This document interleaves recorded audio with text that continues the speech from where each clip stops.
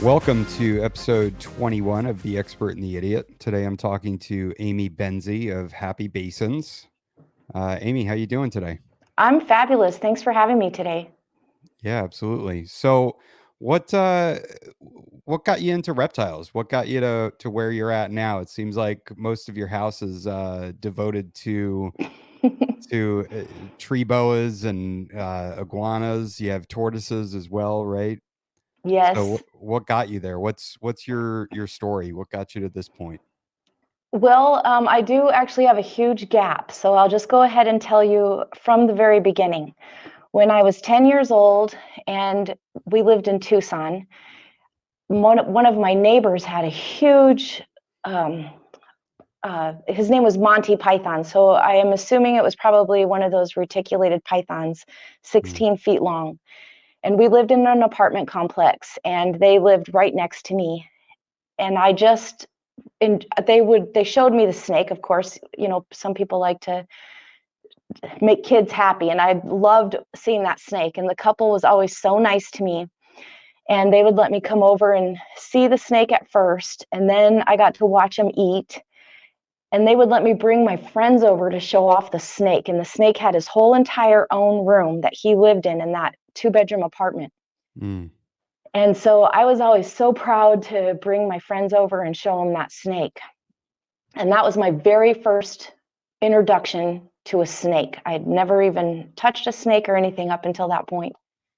So I was intrigued, and I felt like a show off, getting to tell my friends, come and see this huge python. So I really enjoyed all of that. And then in our little laundry area in the apartment, someone put up a sign for a snake for sale. It was a bull snake.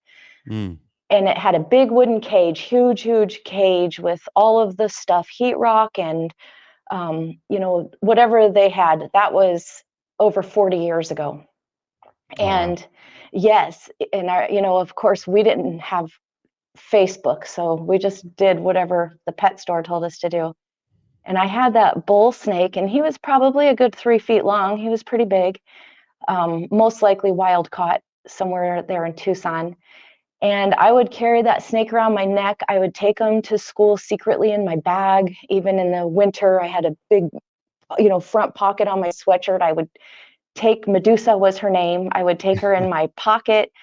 So I just really enjoyed having the snake because, well, first of all, I was the only girl that lived in the whole apartment complex in my age group. And all the boys wished they could have that snake, and none of their mothers would let them. And my mom said, it's your thing, do what you want with it. And so I was allowed to have that snake, and I felt really cool that I was the girl that got to have a snake. And so that was the very beginning.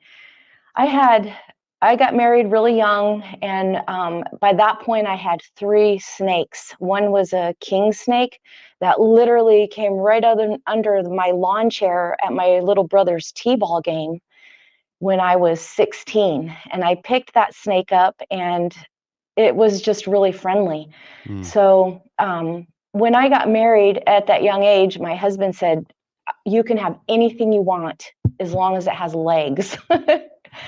So at that point, I let all my snakes go back out to the wild, and I got an iguana. And I had that iguana for 7 years before she got run over by a car.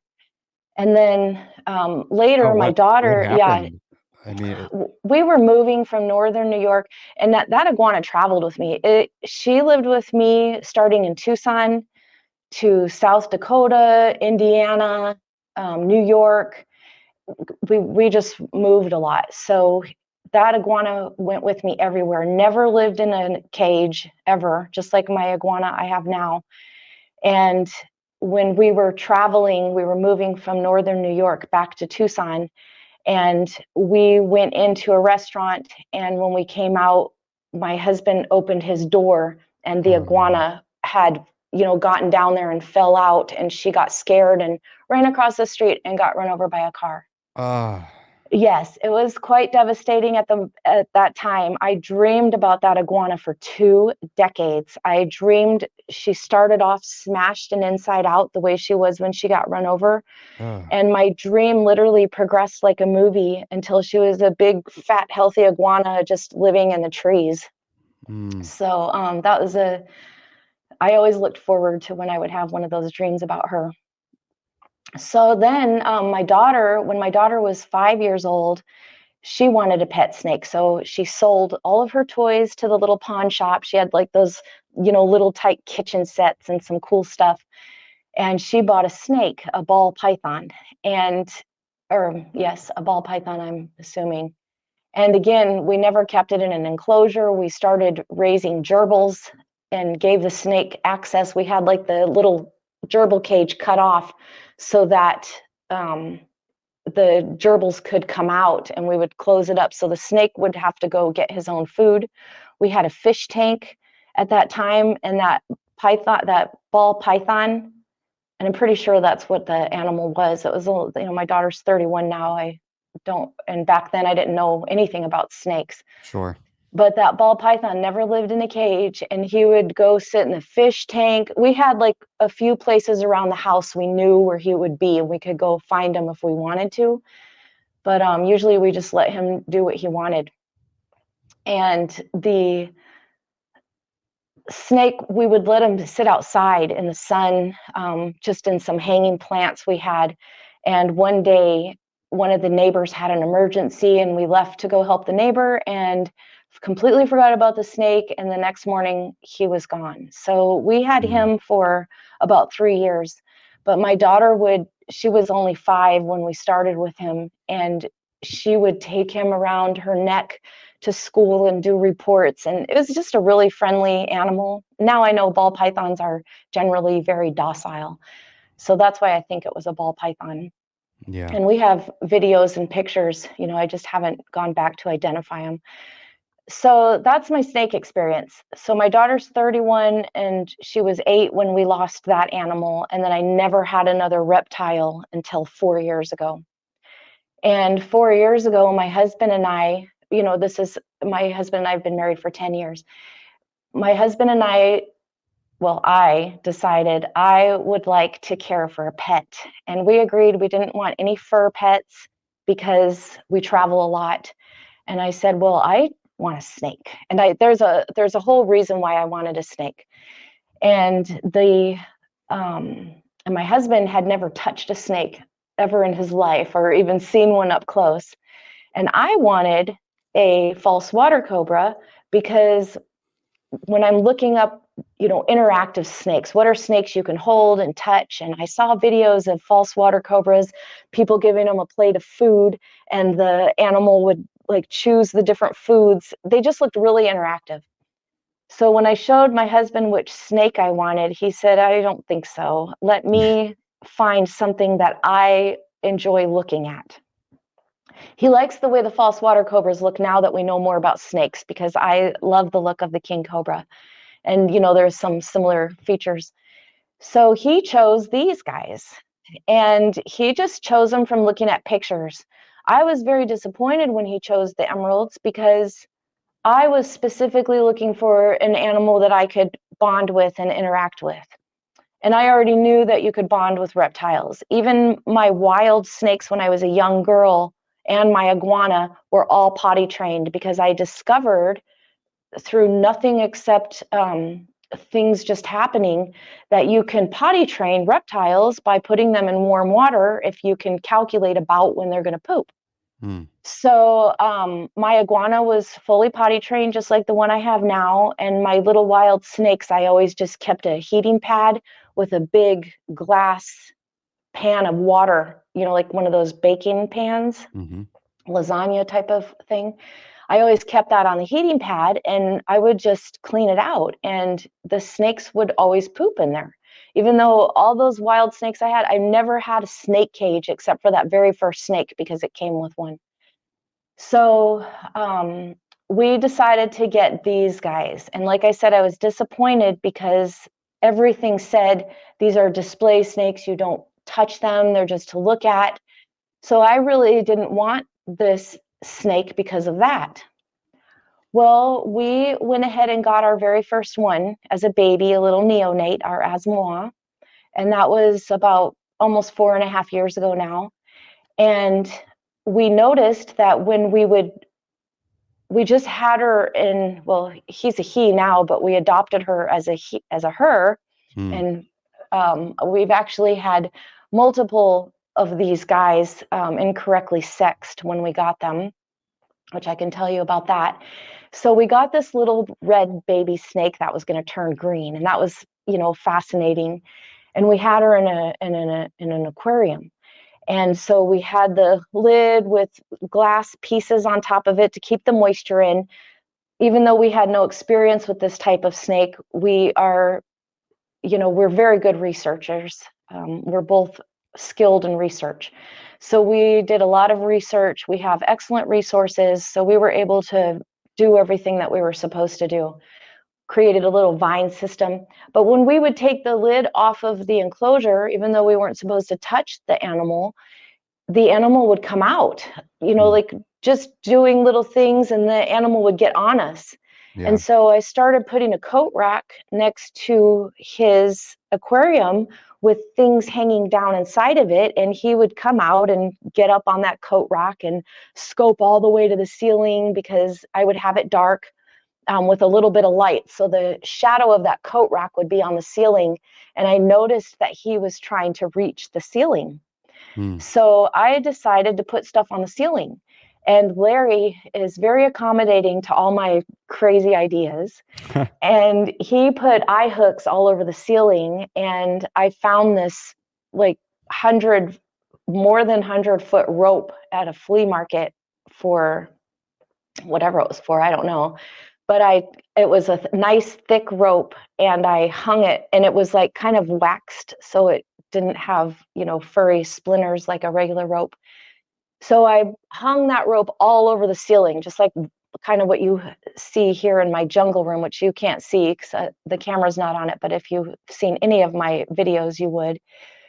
And so the whole ceiling was covered in rope, and we would let that little animal slither all over those ropes. And that's how this whole thing that we have now got started. Wow. So what size aquarium was it that you were keeping that initial your first emerald in? I don't know, like the gallons. I'm going to guess maybe a 20 or 30 gallon. I don't even know what the typical sizes are, but it was probably about 2.5 feet long Okay. by, maybe 12 to 18 inches wide. I'm really not even sure. It wasn't huge, but it was just a little tiny snake, and it was just full of vines. Hmm. Okay. And so how many emeralds do you have now? How many basins? We have 7 basins now. Oh, we have 8 basins now because we just had a baby. Awesome. And so now that experience, I'm sure has been a lot for you, following you on social media and everything. That was, you said it was like a record length pregnancy, right? It was 193 days, you said, It, correct? it was 192. I did initially say 193, um, but then I went back and actually looked at the calendar and counted the days, and it was 192 days. Wow. So we never intended to mate. It wasn't like, we're going to change the temperatures and the lights and do all the things to mate the animals. In my jungle room, my animals do what they want to do. We don't leave them locked in cages. We have the entire ceiling in this room is covered in natural vines that we cut off trees from down by the river. Saving the trees because the vines were strangling them. We have so many loopy, cool vines. I pressure wash and shellac them, and the whole ceiling in here is covered in vines. So besides the fact the animals are in 6-foot high enclosures with beautiful systems in every enclosure, custom made cabinets, it's quite a spectacular show in this room. But we just open their doors and let them come out. Mm. often, not 24/7. Like right now with all the pregnancy stuff, this room has been in, all kinds of stuff going on in here. So they've all been locked in their cages and they know it. At night you can come in here and they have the 6 foot tall, 2.5 wide sliding glass doors, and they just are rattling the doors trying to get out. Oh, wow. So they're used to coming out. They know they're allowed to come out. So I've just been taking them out individually and letting them roam, but not completely free. So they don't always have access to the free room, but usually. And some of them have different personalities and they can't be out with the other animals. So some different things we can talk about if you want to do that. But the animals usually get to come out, and we noticed that my big female, she's 7 years old. She was 6 years old when all this started. Well, really younger than that. She was really like 4.5 the first time we saw her trying to seduce one of the males. So we put those two together, and they lived together for 8 months and never mated, but they would sleep together. The female was trying to mate. The male would do what I know now is mating activities, but never actually locked up or even wrapped their tails tight together, but just kind of like dancing. It's really cool. I put those are older videos all over Facebook. Okay. So those animals stayed together for 8 months, and I just let them because they seemed to enjoy it. And Yeah. then one of my females, like I said, as moi, my very first one, all of these animals in my jungle room, the basins are all potty trained. And we just put them in a 92 degree Fahrenheit rain chamber every time before we feed them. So on feeding night, the animals go into the rain chamber. We wait for them to wake up. So usually around 7 p.m. We'll put them into the rain chamber. They poop almost instantly when you put them in there. They just drop their tail, and I put a little bowl under the tail. They go in there, and I take it outside and rinse it and go do the next one. So because of the way I'm pooping them, because I'm actually watching them drop their tail, putting the bowl under them, I noticed that before the males poop, they wiggle their hemipenis around, hemipene. And every time before they do it, it sticks out. They wiggle it around, they do their thing and wiggle it more and pull it in. Well, I was posting videos of snake hemipenes on Facebook. And I had a very young one, Cassius Clay. He was barely a year old and he was showing off his stuff. Well, then I noticed my little Asmois, my very first little girl I got, had hemipenes that he was wiggling all around in there. Oh, I was wow. like, holy smokes, I can't believe this. Well, he was old enough by then, over 3 years old. And I thought, well, I'm going to take Zaltis out of Isis's habitat, which Isis and Zaltis were the ones who lived together for the 8 months. And I put Azzy in there. And they instantly started mating. And Azzy and Isis were together for 6 months and mated constantly. Tons and tons of videos of them mating all over Facebook and Instagram. I didn't have YouTube back then. And nothing ever happened. Nothing ever came of that. So then when Cassius Clay was almost 3 years old, he was the first one to show me he was a male. He was how I discovered that the hemipenis comes out in the rain chamber. And so he was almost 3. He was like 2.5 or 3 months away from being 3 years old. So I thought, well, I'm going to just put him in there with Isis since he seems so eager to use those things. And lo and behold, and it wasn't even a whole hour later, he was, I don't know if you've ever seen arboreals mate. I don't know how other snakes do it, but they're very romantic. The female will seduce the male by putting her tail out in front of him and dropping it down and just coming near him and doing that, which she actually does it to me too. She's so friendly. And so Cash instantly started swirling his tail around her, and just a very short time after, they were locked up. Wow. And they were locked up from pretty much November, the end of November until February 13th, when I noticed Isis with a huge swelling. So we thought, oh, wow, there's no way she's pregnant so fast. So first we thought it was ovulation, maybe from Cash, but then her ovulation kept getting bigger and bigger and bigger. And 2 weeks later, almost 2 weeks later, we decided, well, she must be pregnant from Asmois, because an ovulation should only swell up like that 24 to 48 hours, not for 2 weeks. So we took Cash out instantly on February 13th, as soon as we saw the swelling. And then I was sleeping down here. I thought Isis was going to have babies any day, because the ovulation, which should have been 24 to 48 hours, was weeks going on Mm. and getting bigger. Well, then, I was sleeping down here and expecting babies to come out every day, posting on Facebook, any day now. Isis is going to have babies any day now. Well, then she went blue. And when she went blue, I sent messages to my mentors and I said, is this possible that Isis is shedding even though she's about to have babies? And they said, no, if she's shedding, she's absolutely not pregnant, or if she is, there's something wrong. So she shed her skin, and we knew that then it was ovulation. She went blue around February 23rd, and then didn't have her shed until March 5th, which usually their blue period and their shed is not that long.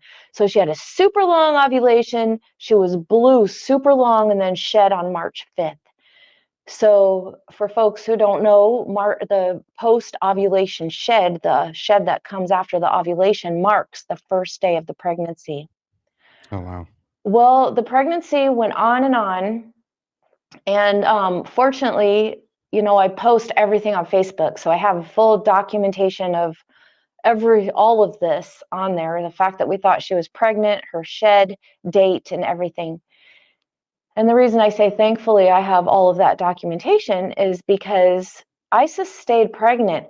The typical pregnancy length for an emerald tree boa, the basins, is between 130 to 180 days. And 180 days is super long. Typically, people will post that their animals were about 145 to 155 days gestation from post-ovulation shed to birth. Well, now I'm at 180 days, and I started getting, messages from mentors, from people started getting tons and tons and tons of messages from all kinds of people. I didn't know who they were, or, maybe they had some experience, but I was getting messages from very well-respected emerald breeders saying that this is time, something's wrong, we have to get Isis to the vet. Mm. And then and I did have one friend, very good friend and mentor, who works with wild emeralds. And he said, Amy, leave the animal alone. Let nature take its course. You'd never believe some of the things that I've had happen. And he told me about just last season, he had a female who he was sure the babies were dead. She wasn't going to have any babies. He was getting ready to go in and do his procedure for the situation when it happens, which is two people with an aggressive massaging the babies out. So then the animal had two babies. So he was really excited. He's like, oh, two babies, that's better than no babies. And then 3 days later, she had 10 more babies. So 13 live babies from an animal who he thought was never going to, finish out this pregnancy. So I was encouraged by that. And I let that keep going. And I'll go back for a second, is that because I let my animals do what they want, I'll say regretfully, I don't mind saying I have regrets, because that just means you would do something differently. Sure. Regretfully, I let Isis choose her temperatures. Even Mm. though she had full access to the recommended temperatures, the high basking temperatures, she never used them. We would trick her into getting into her heat by turning it way down, letting her get into that heat, and then she would be up there basking, and we'd turn it up just to make her get some warmth. And because she didn't stay in those hot spots is the reason that the community and myself all believe that her gestation period was going on so long. Mm. So just like an egg bearing snake, the lower temperatures it's probably transferable information. Lower temperatures would make gestation last longer. So we thought, we're just going to go with my friend who works with the wild ones and we're just going to leave her alone and do her thing. Well, when it got to day 187, she had been sitting still for about 3 days and I was getting really concerned. Mm. Even though I handle all of my emeralds often, we did not handle Isis from February 13th until I think it was September. I can't even remember the date. September 10th at day 187. I finally decided to intervene, not with touching her yet, but I have a water system down here, which I spray her with regularly, but I decided to start doing it like a few times a day. Or, I was going to just keep doing it. So we have a 92-degree filtered water system right in this room with a hose with a sprayer that sprays out gentle rain type water. And so I was spraying her, and a few hours after the first really good spray, I put buckets and everything underneath her enclosure because she's the only enclosure in here that doesn't have a drain plumbing system in it. And she shed her skin. She got Oh, up and wow. shed. And the shed was not a tight, like how these animals usually they'll go blue and then they'll get completely clear and the shed is still tight and they work it off, in one big, beautiful, long shed. Well, hers was still one big, beautiful, long shed, but as she was doing it, you could see the shed was very loose. Like it looked like it had meant to come off the day before or even 2 days before. Oh, wow. Kind of like baggy clothes, So she got that shed off. And at that point, I'm very transparent, everything, all of this. Isis was live on YouTube 24/7 from day 182 until even today. Her baby is still live on there. And I'll just go on a short tangent here. I put Isis on live YouTube because I had been, she was at day 187 or at that point, day 182. And I had been posting since day 130. Okay, any day now, any day now. And so now we're at 50 days later and I'm trying to keep people updated on Facebook every day. And if I didn't make that post early enough, I'm getting messages. How's Isis doing? What's going on with Isis? So I decided, well, I have Isis on my Lorax monitor and I'll just screen share that straight to YouTube. And anybody who wants to check in on Isis, they can. And that way I don't have to keep responding and making a post every day. I had no idea what that was going to turn into. I just did it for a small handful of people. And wow, the community that has come from that is unbelievable. But to stay on track, on day 187 and Isis shed, so everybody's watching. The community, the emerald community is watching. Everybody wants to know what's happening to this animal who's been pregnant for so long. She was perfectly fine, never showed any sign of stress or discomfort. She just was being her regular self. I open her door and she comes out and she's famous for, I don't think you guys can see this painting behind me, but I have a full painting of it because she's so famous for coming out into my face. And I just hold still and she puts her tongue in my nostrils and my eyes, and she loves me. So she was still doing all of that and acting like her normal self. And but I was so scared because after she shed, then I was getting the messages from my top mentors, Do you except the wanna one. Go ahead. do you wanna shout out any of your mentors and give some of No, their names? no, I don't. Okay. The reason why I never do is because I do so many controversial things in this room, and I really appreciate the people who work with me. There are a lot of people in the community who won't speak to me, who would never like any of my things. Mm. I know they watch some of my stuff, but it is not, holding these animals is not a thing. And when I first got them and I would post a picture of me holding one, it was so ugly and negative. I don't post anything in the Emerald forums because the feedback is so ugly. Mm. I have broken all of the rules in this room. So of course, what the things going on with Isis, people were saying it was because of the interaction with her, stressing her out, which was absolutely 100% not the case, which I'll tell you what happened to me last night, but later. So the mentors were, the day she shed, it was, we have to get Isis to the emergency instantly. We've got to, and I was even getting this on day 180. She has to be shipped to a specialty vet if you want to save her life.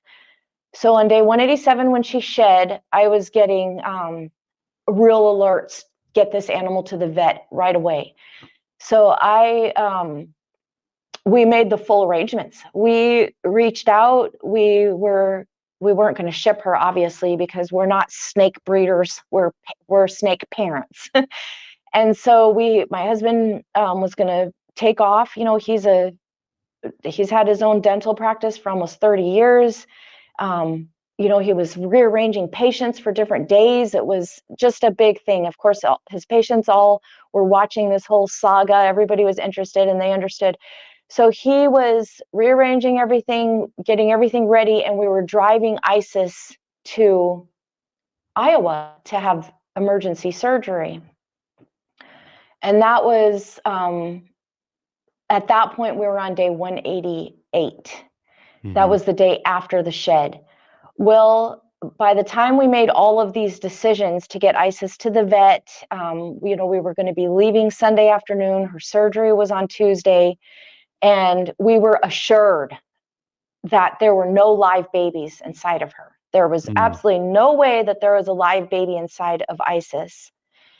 And so I decided at that point that if I could take those days between that day and the day that we were going to take her to the vet, and the vet wasn't just any vet. It was actually two surgeons that agreed to work together. One of them was coming at no charge to work the anesthesia and do everything while the other surgeon was going to do the surgery. So this is a really big deal. We are not skipping any corners because of how much we love this animal. We were going full blown, very best, whatever we could do. So I decided that I was going to try to stimulate something inside of Isis because there was no loss at that point. So on day 188, that night, I started massaging her. And I was, like I said, Isis, and that's why I mentioned it earlier, she will give me her tail just like she does to the males because she always loved belly rubs. And they love me to just put my finger and my thumb along their spine and shake it and do a little massage. The iguana loves it too. So Isis hadn't been getting any of that love. She'd been locked in her cage for almost 4 months, which she knows when she's locked up, she does not like it. She wasn't getting any massages. She wasn't going into the rain chamber. She was just getting rain in her enclosure. So she was actually missing out on her whole life. For me to follow the rules of the community, to be respectful of my mentors and not touch her. But like I said, on day 188, it was like, okay, all of that's thrown out. I am going to massage these dead babies out of my animal. And so the night of day 188, I did a massage on Isis. She did not want me to stop. I did it as long as my arms could handle, which was 90 minutes. And then the next morning, I did a 40-minute. And then that night on day 189, I told Isis, and all of this is live. All of this is live on YouTube. I was just talking to the people who were watching the entire time I was doing it. That night of day 189, I told Isis and the viewers that I was going to stand here and massage her until she didn't want me to anymore. Well, I'll tell you, it was 3 hours later. She's up high. She's in a 6-foot enclosure. I'm 5'4", and I'm standing with my hands up high, massaging her for an entire 3 hours. Wow. And she did not want me to stop. When my fingers would get tired, she would back her body up and bear down onto my fingers so I would, do it harder. So she was clearly didn't want me to stop doing it. And these animals will mate all night long. So to her, I always say that with these emeralds, 1,000 years is as a day. They have no concept of time because, they'll sit in the same spot or do the same thing for so long. So here was a 3-hour massage, and then again the next morning. So then, and I was putting her in the rain chamber. Well, we were supposed to leave Sunday morning to drive to Iowa. And I thought, well, I'm just going to put her in the rain chamber from the moment I woke up until we left that afternoon. I was just going to leave her in the rain chamber because Larry was going to drive me to Iowa. And then he was going to stay for 2 days and turn around and come home. And I was going to stay in Iowa for however long she needed it. He was going to come back and pick me up. And that could have been a month. We didn't know. We had an Airbnb booked, and I was just going to get a different Airbnb and stay for a month or 3 months, whatever it was. I wasn't going to leave ISIS. So that morning around 10 a.m., I put her in the rain chamber about 7:45, and around 10 o'clock a.m., she started going into labor. Well, guess what? The first baby was born alive. And the baby came out and wrapped his tail around the little vine in the rain chamber, and we were so excited, and he lived for about 30 minutes. Wow. And then, there was no way. The record length of gestation for an emerald tree boa documented is 183 days. And so we're at day 192. We had a live birth. That alone was a record. And then we had the second, third, and fourth babies were all stillborn. And then the fifth baby was born live. And the yolk sacs weren't right. We haven't really got much feedback about why the yolk sacs were on the outside. We didn't know, but Larry was in full contact with one of our mentors during this whole process. And I got the baby out of the rain chamber and gave it to Larry, and he brought it into the jungle room and did a minor surgery on it. Larry's a prosthodontist. He does microsurgery. He's not just a regular dentist. So and even a regular dentist can do microsurgery. So he's super experienced and very good with his hands on little tiny things.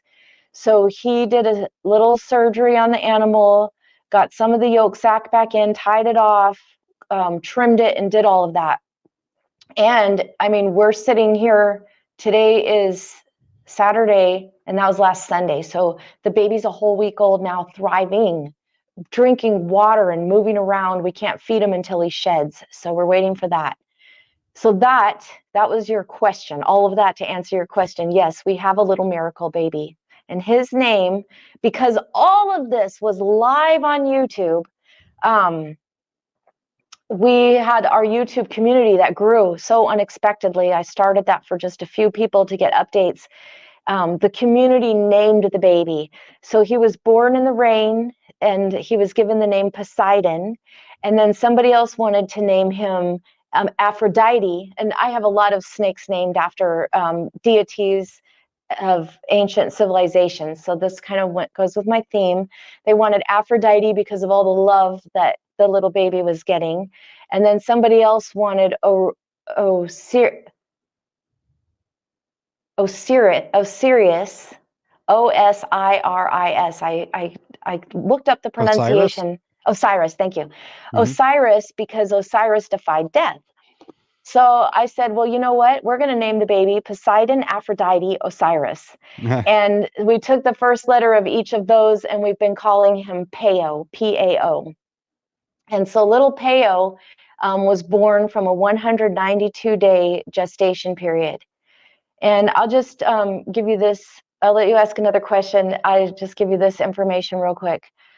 The animals, if I would have left Isis alone, it's highly probable that we would have many more babies than we do, because my aggressive massaging most likely, popped their little sacs, and then they drowned in there.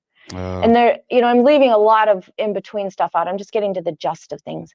And I'll just say real quick, we did do an ultrasound on day 190, and we thought we saw babies moving around, and someone said if they're moving around that much, then they are out of the sacks.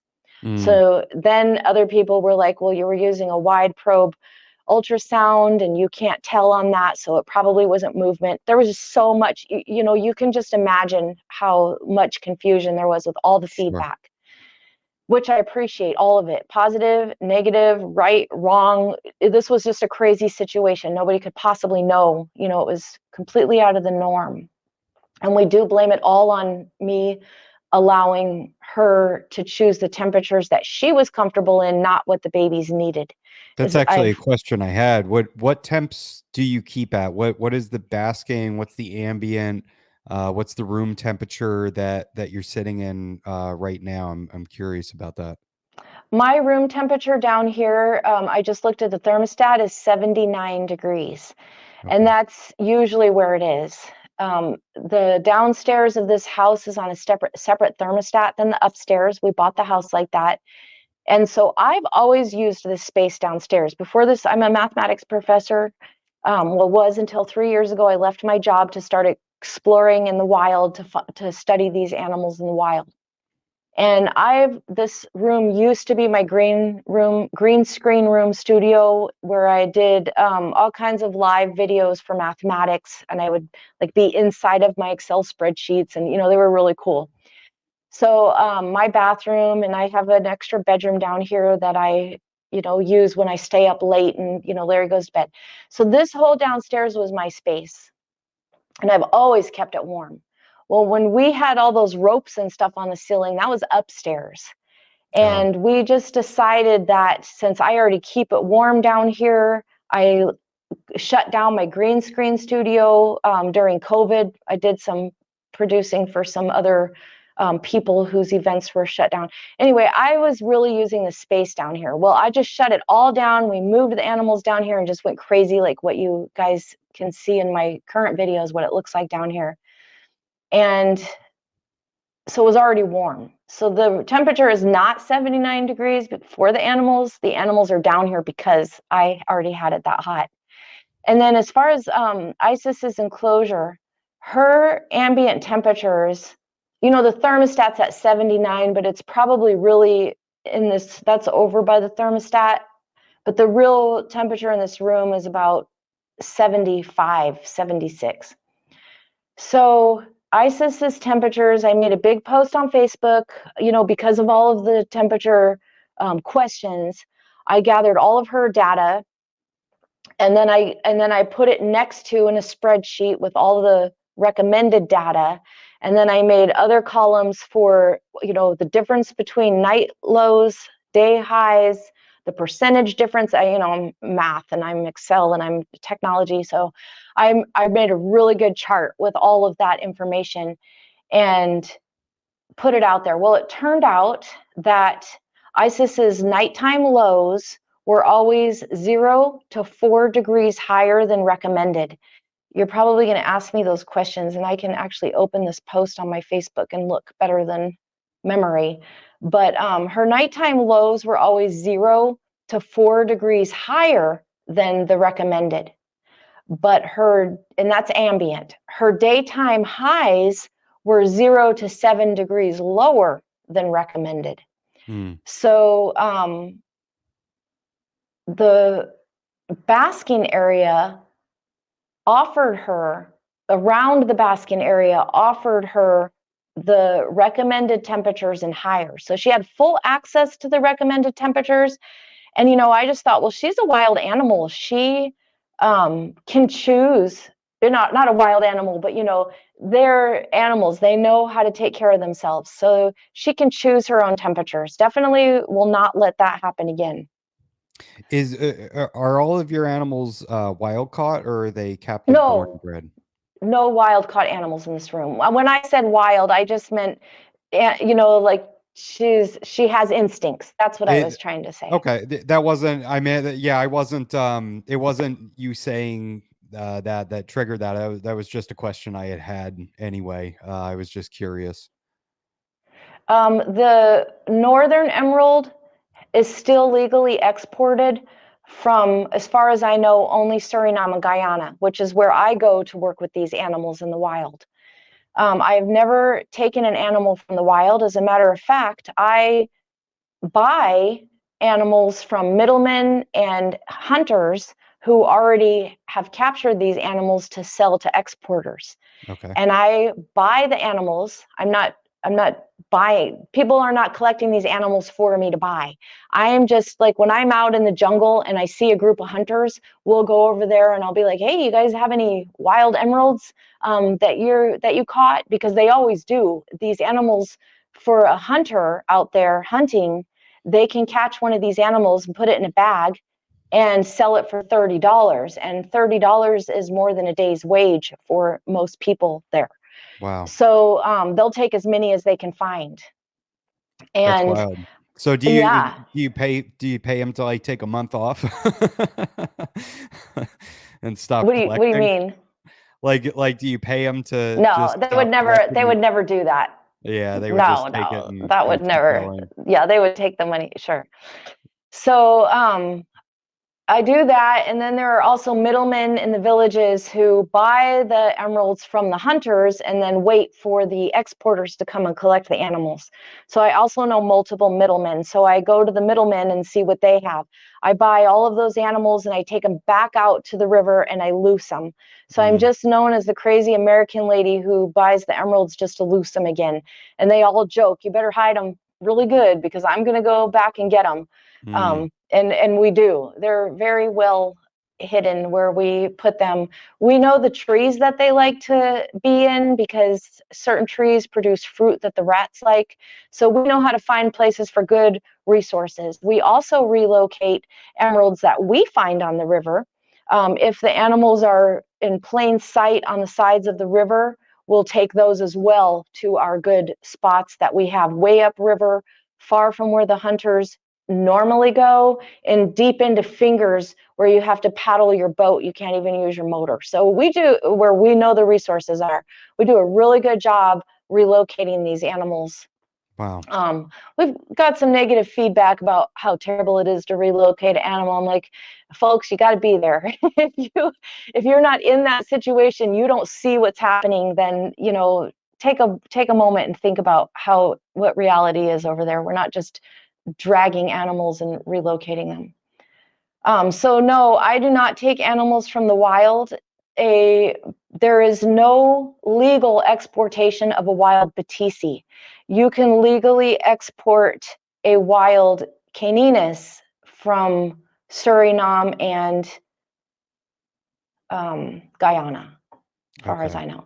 Okay, here I found it. I just now found my temperature post. I've been looking for this. All right, so like I said, her nighttime lows were 0 to 4 degrees higher than recommended, but her daytime's highs were 0 to 7 degrees lower. She did not spend time in her basking area. So her temperatures, also people told me that their basking temperatures are in the mid 90s, Mm, which my basking temperatures were probably in the low 90s because I spend so much time in the jungle. In the last 4 years, I've been 10 times out there to all over South America: Peru, Brazil, Colombia, Suriname, Guyana. I spend a lot of time out there. It is not that hot. mm, These animals never sit in the sun. Of all of the hunters and gatherers I know who collect these animals, one story I have, that one was found with the sun shining on it during the day. So we think that animal was probably ill. mm. These animals are typically found in the shade and near water. When I set up my hammock in the jungle, I set it up in the shade near the water, and it feels like there's an air conditioner blowing on me. So I just figured, this is how it is in the wild. She's perfectly fine, which turns out very well could have been perfectly fine, but we'll never know because I likely ruptured those sacs. Mm. All right, you ask me another question because I could ramble on about everything forever. Oh no, that's why we're here. I definitely want to get back to your adventures, down there to, work with the animals in the wild. But what are some lessons learned? Are you going to continue to breed these animals? And how do you think you can, or what do you think you're going to change to have a better outcome next time? Very good questions. The day before yesterday, I wrote a full paper of like a white paper, research paper, but with no resources because, like I've mentioned earlier, I'm not going to cite my mentors because I don't want anybody to have to feel connected to all of the crazy things I defy in this room. Sure. But the things that I would definitely do different is that I would force the animal into the temperatures by just keeping the temperatures higher.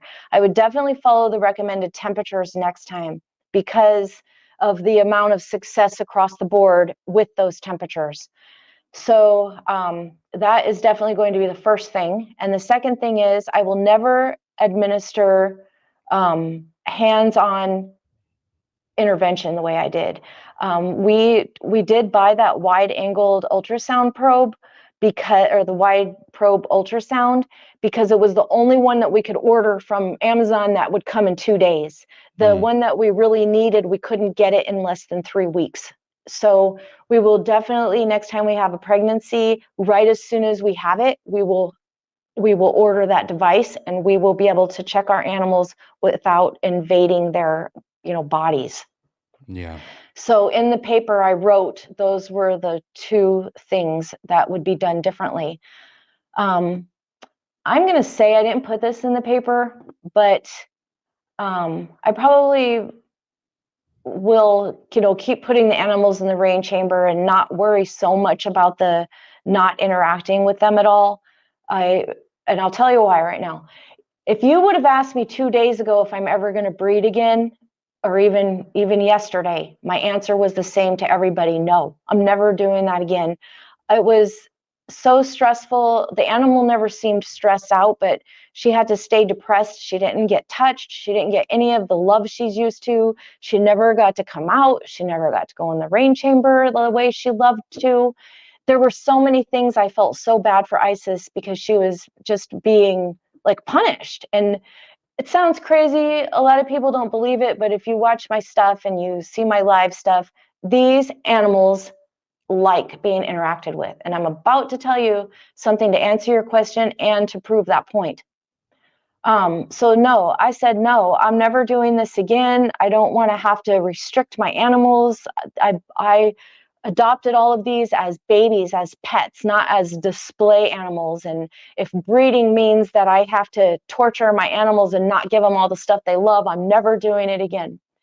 Well, all of my animals are blue right now. Well, what's that? 1, 2, 3, 4. So we have 4 blue snakes. Isis, of course, I'm not touching. She did eat 3 days after. She did not eat for 8 months. She ate 3 days after she gave birth. I'm so grateful for that. And then we have the baby. So obviously, I'm not going to touch the baby or Isis. And then I had 4 snakes who are blue. Well, I And had two. by blue, you mean that they're going into shed, right? Yes, correct. Thank you. Yes, Okay. we call it blue, and I know you know. I'll just say for folks who don't know, we call it blue because an oil builds up between their old skin and their new skin that helps them release the old skin, and that oil gives them a frosty look. Their eyes and their whole bodies turn frosty. Well, then after that oil goes away, the snake looks normal again, and then a day or two later, it sheds its skin. So all of my animals are either in some stage of blue, except 2 males, Ningishsida and Cassius Clay, which Cassius Clay is Peyo's father. So last night I'm on this live feed, thing with a bunch of my snake friends, and then after the live feed, then there's a live Zoom meeting we all go on. So I was holding these 2 males in my hands for 2.5 hours. throughout the whole entire thing. And my animals are like that. They'll just sit on me. They love being near me. They come out of their enclosures without me even taking them out. They'll just come right out onto me. Lots of videos of that too. So last night I'm holding Jormungandr and Cassius Clay in my hands, and they're just both really relaxed, two males. And then next thing I know, like an hour and a half into the whole thing, Cassius Clay is swirling on my arm and on Jormungandr like he's trying to mate. Like, Mm. I know the mating, I've seen it so many times through 3 different males. And I was like, you guys, look at this, look at this. I'm holding my snakes. I'm like, look at Cassius Clay is trying to mate with one of us, either me or Jormungandr. Well, then as the time kept going by, Cassius Clay was very clearly trying to mate with Jormungandr. I did have some suspicions that Jormungandr might be a female, and I can tell you, I can make that story quick. But I'll finish this one first. Jormungandr and Cassius Clay started mating in my hands live on this computer. Wow. So there it is right there. That is 100% undeniable proof that my snakes, which everybody says the hardest part about breeding emeralds is even getting them to breed. Well, here I am talking live, holding my snakes, and they're trying to mate right in my hands. So that's undeniable comfort right there. Definitely no stress on these animals by being held by me. So Wow. last night Larry and I decided to just go ahead, since they were already that far along, to put them together in Jormungandr's habitat. And it wasn't even 10 minutes. I got my Lorix camera set up on them. I turned it on. By the time I was able to open the app on my phone and look at them, they were locked up. And I don't mean just swirled. I mean locked. And if you screen record and then play it back fast, you can actually see the little pumping motions. So they were locked up and mating completely within minutes after I put them in there. Wow. So if you would have asked me 12 hours ago, I would have said, no, I'm never doing that again. But then when you're holding your snakes in the hand live and they start mating in your hands, it's really hard to say, no, you're going back. Yeah.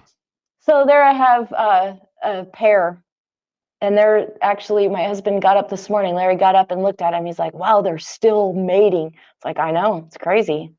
That's wild. Yes. So how often do you feed your animals?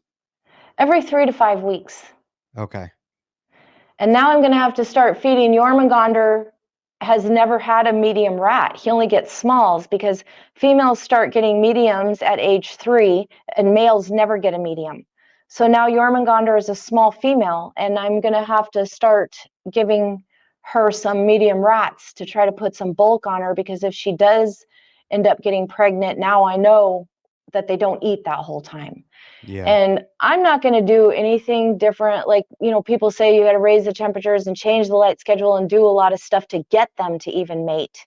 I'm not going to do any things like that, but I am going to overfeed her. She's going to get a medium rat every 3 weeks.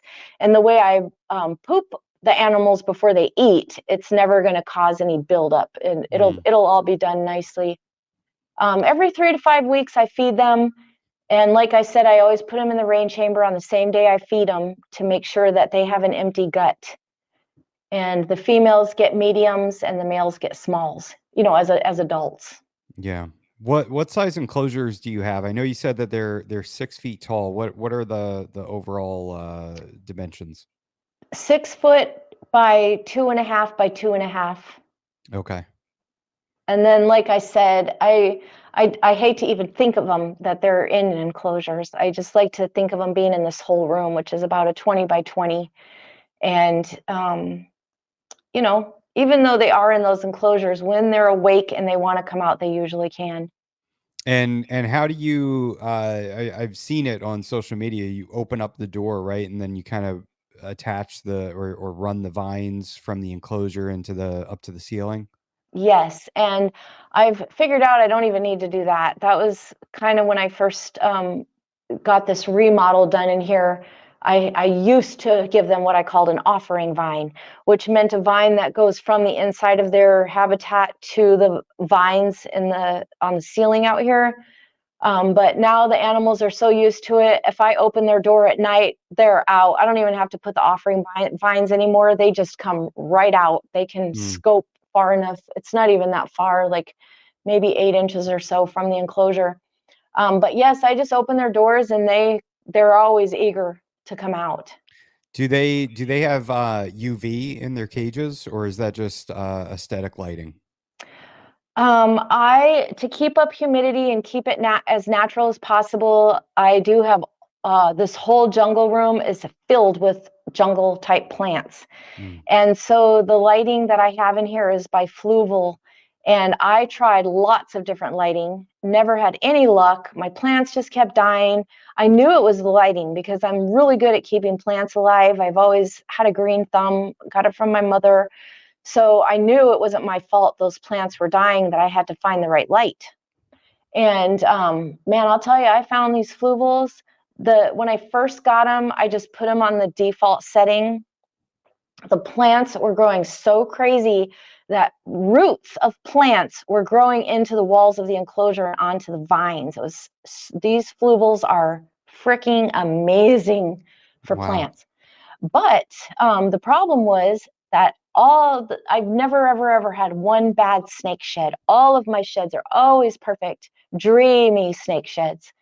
Well, all of a sudden, I had 3 sheds that were coming off in pieces.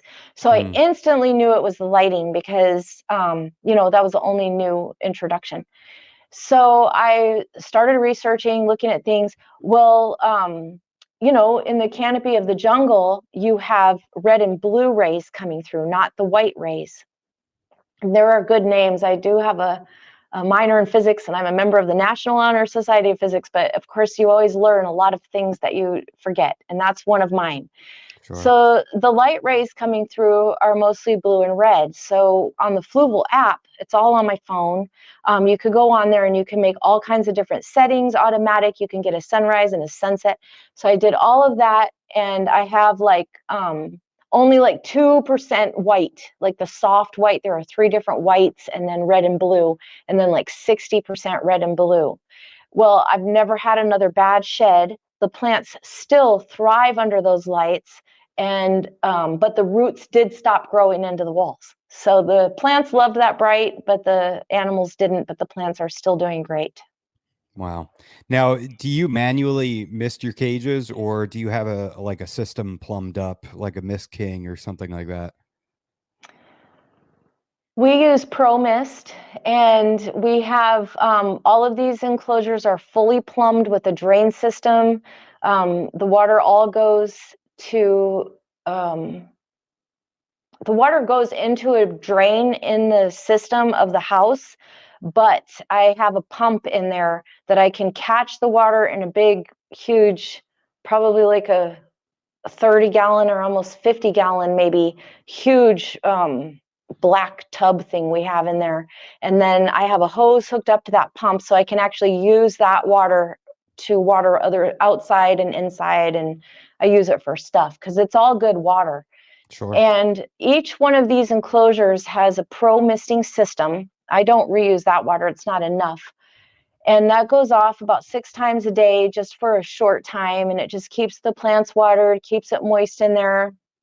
You can see the animals will often lay in right underneath that misting system. But also in every one of these enclosures is a full rain chamber. I'm still taking the animals out and putting them into the rain chamber I have because, of course, our design didn't come out perfect.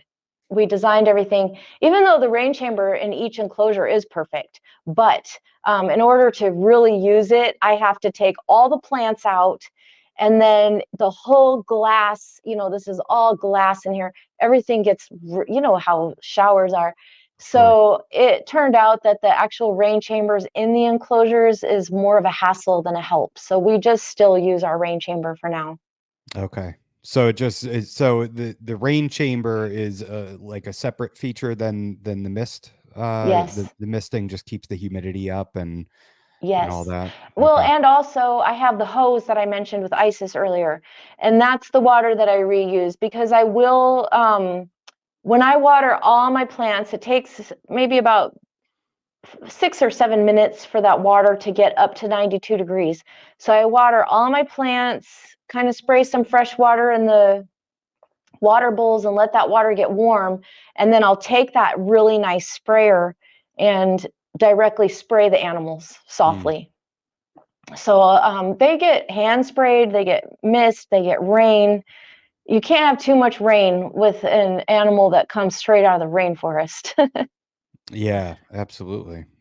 So what being somewhat controversial, right? The way that you're keeping, do you think that some of the feedback that you get, which you said is often negative, right? Yes, and sometimes even worse than negative. Ugly, ugly. Now, do you think that some of those people are trying to help and they care about the animals and they don't know how to be constructive? That is Or absolutely very possible. Many of the people who talk like that, um, I have enough people who are very well respected with emerald keeping who I listen to. And yes, I'm sure that there are some of those people trying to be constructive. Absolutely.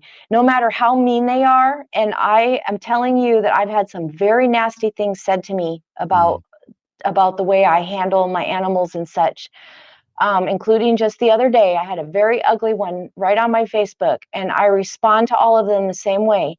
I say that I appreciate your concern for my animals, and your feedback is valuable. And I always say something nice. I don't say the things I want to say. So yes, I do consider everybody's advice, no matter how mean and ugly it is. I'm a positive thinker, and I like to think that everybody's heart is in the right place. That's what I said to the guy the other day. I'm like, I'm not sure why you were so mean, but I'm sure your heart is in the right place, and I appreciate you caring about my animals. And I asked him if he would be willing to share feedback with me because he didn't give me any feedback. He just yeah, told me how disgusting I was and things like that. So no, some cases there's no good heart in it. In some cases there is. yeah, yeah. It's that's one of the biggest issues with Facebook is that there's not always an opportunity to grow. It's more people just want to shut you down, and so that's unfortunate. Have you had any positive interactions with people that have given you insights or opinions and things like that? Oh yes, very much so. Yes, I'm very tight in the emerald community. That's good. Yes, absolutely, positively. I am very well connected with the number one best and longest of the emerald keepers. Awesome. And those guys are not mean to me. Um, there are a couple of them who won't have anything to do with me, but they've never been mean to me. Yeah. One of them was back in the very, very beginning, but I'm really good at countering that. And I sent a really nice message. And since he hasn't, said anything mean and even liked a couple of my posts over the years, but all of the very most respected ones are my friends. I've been to their house, I visited them, I work with them, I talk to them, and they're very nice. To tell me that they don't agree with me handling my animals, but they can see that my animals are happy and healthy, and that if it's working for me, and they, are very good. So I really appreciate that. And if you want to think of the top names, those are them. Yeah.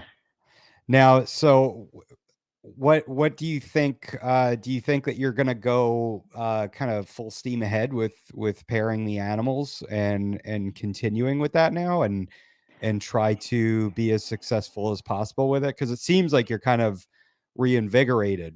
I was Yeah. watching your posts and I was very sad and and I felt for you. I couldn't imagine what that would feel like. You said it 15 stillborn babies? Oh no, And emerald. These A northern emerald might have 15 babies, but a okay. basin. Um, I don't know that there's ever been that many babies born to a basin. I'm not sure, but these I might just guys, be remembering the wrong number. I was just curious how many you lost. I mean, I can't imagine that we had had to have 8. been We lost 8. Okay. 7, and we have 1 still. And that's pretty much the max what you would get out of a basin is 8. Yeah, So she had a big full pregnancy for her very first pregnancy. And one of the big things is it is well known that a basin is very difficult to breed. Getting even one baby is a big deal. It's yeah, very often that you get stillborns and slugs. We didn't have any slugs. And I believe I killed the babies, with my interventive procedures.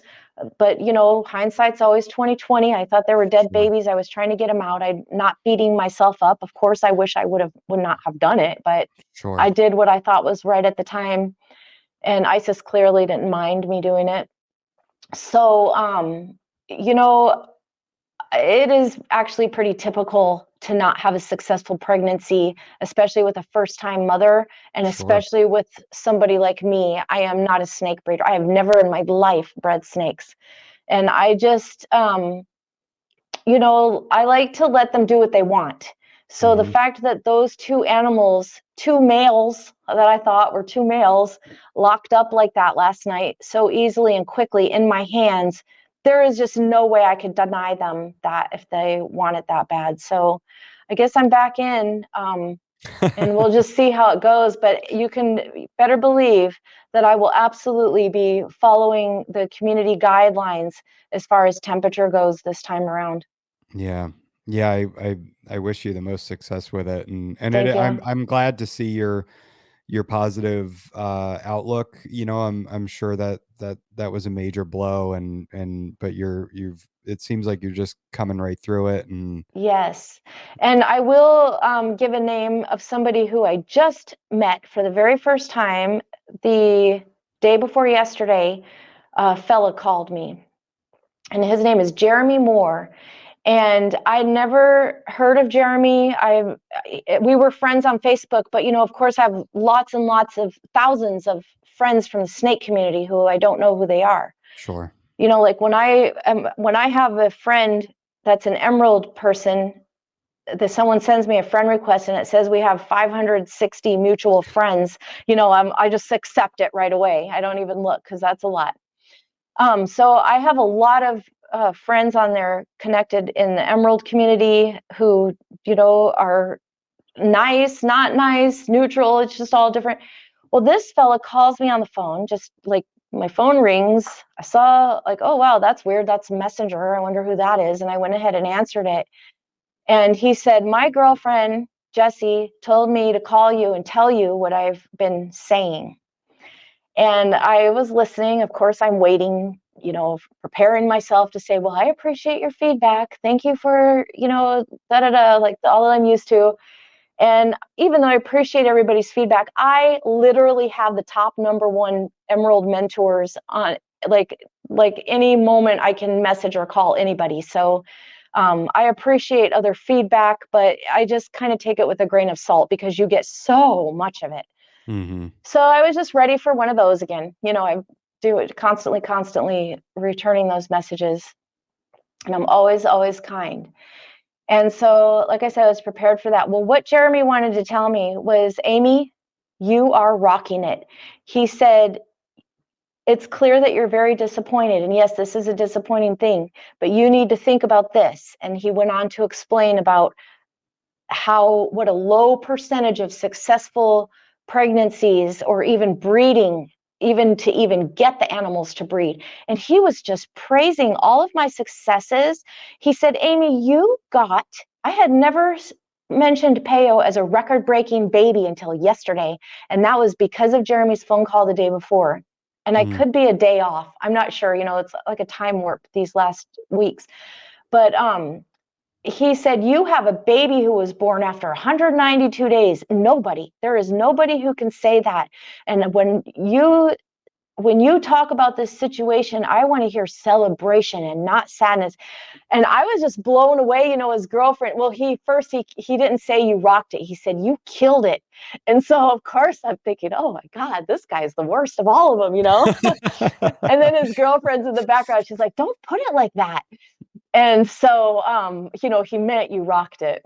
Yeah. So that was a really fun conversation, and he just really changed my entire perspective of my situation.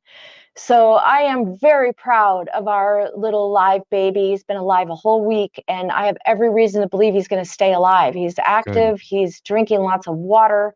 He's curious. So we're very hopeful. My ISIS didn't have to have surgery. She, even though I did what I did, the babies came out either way. If they would have or wouldn't have, at least they are all out of her. She didn't have to travel and be sliced open. So I just feel like I have a lot to celebrate. And I thank you, Jeremy. I'm really just going to keep focusing on Jeremy's words. Very Yeah. helpful. It's incredible what just one person and some positive input can do. It really is. Absolutely. Absolutely. And that's good. And I was a little worried that you wouldn't even want to do the podcast. I was like, oh man, because when we had talked previously, you were obviously so excited about the pregnancy and the babies coming and all that. And then when I was kind of following along on social media, I was thinking, oh, I don't know if you're going to want to talk about this, this soon. And I'm glad he called you, and I'm glad that you've had some positive input, and that Thank things you. are looking up and you're looking forward. So what can you tell me about going down and seeing these guys in their natural habitat, and what has that taught you, and how has that changed how you keep them? Yes, that is the most exciting question you can ask me. For me, the most exciting answer I can give. When we very first got our first animal back in 2020, at that time I had already taken my job down to part-time. I was trying to teach mostly online.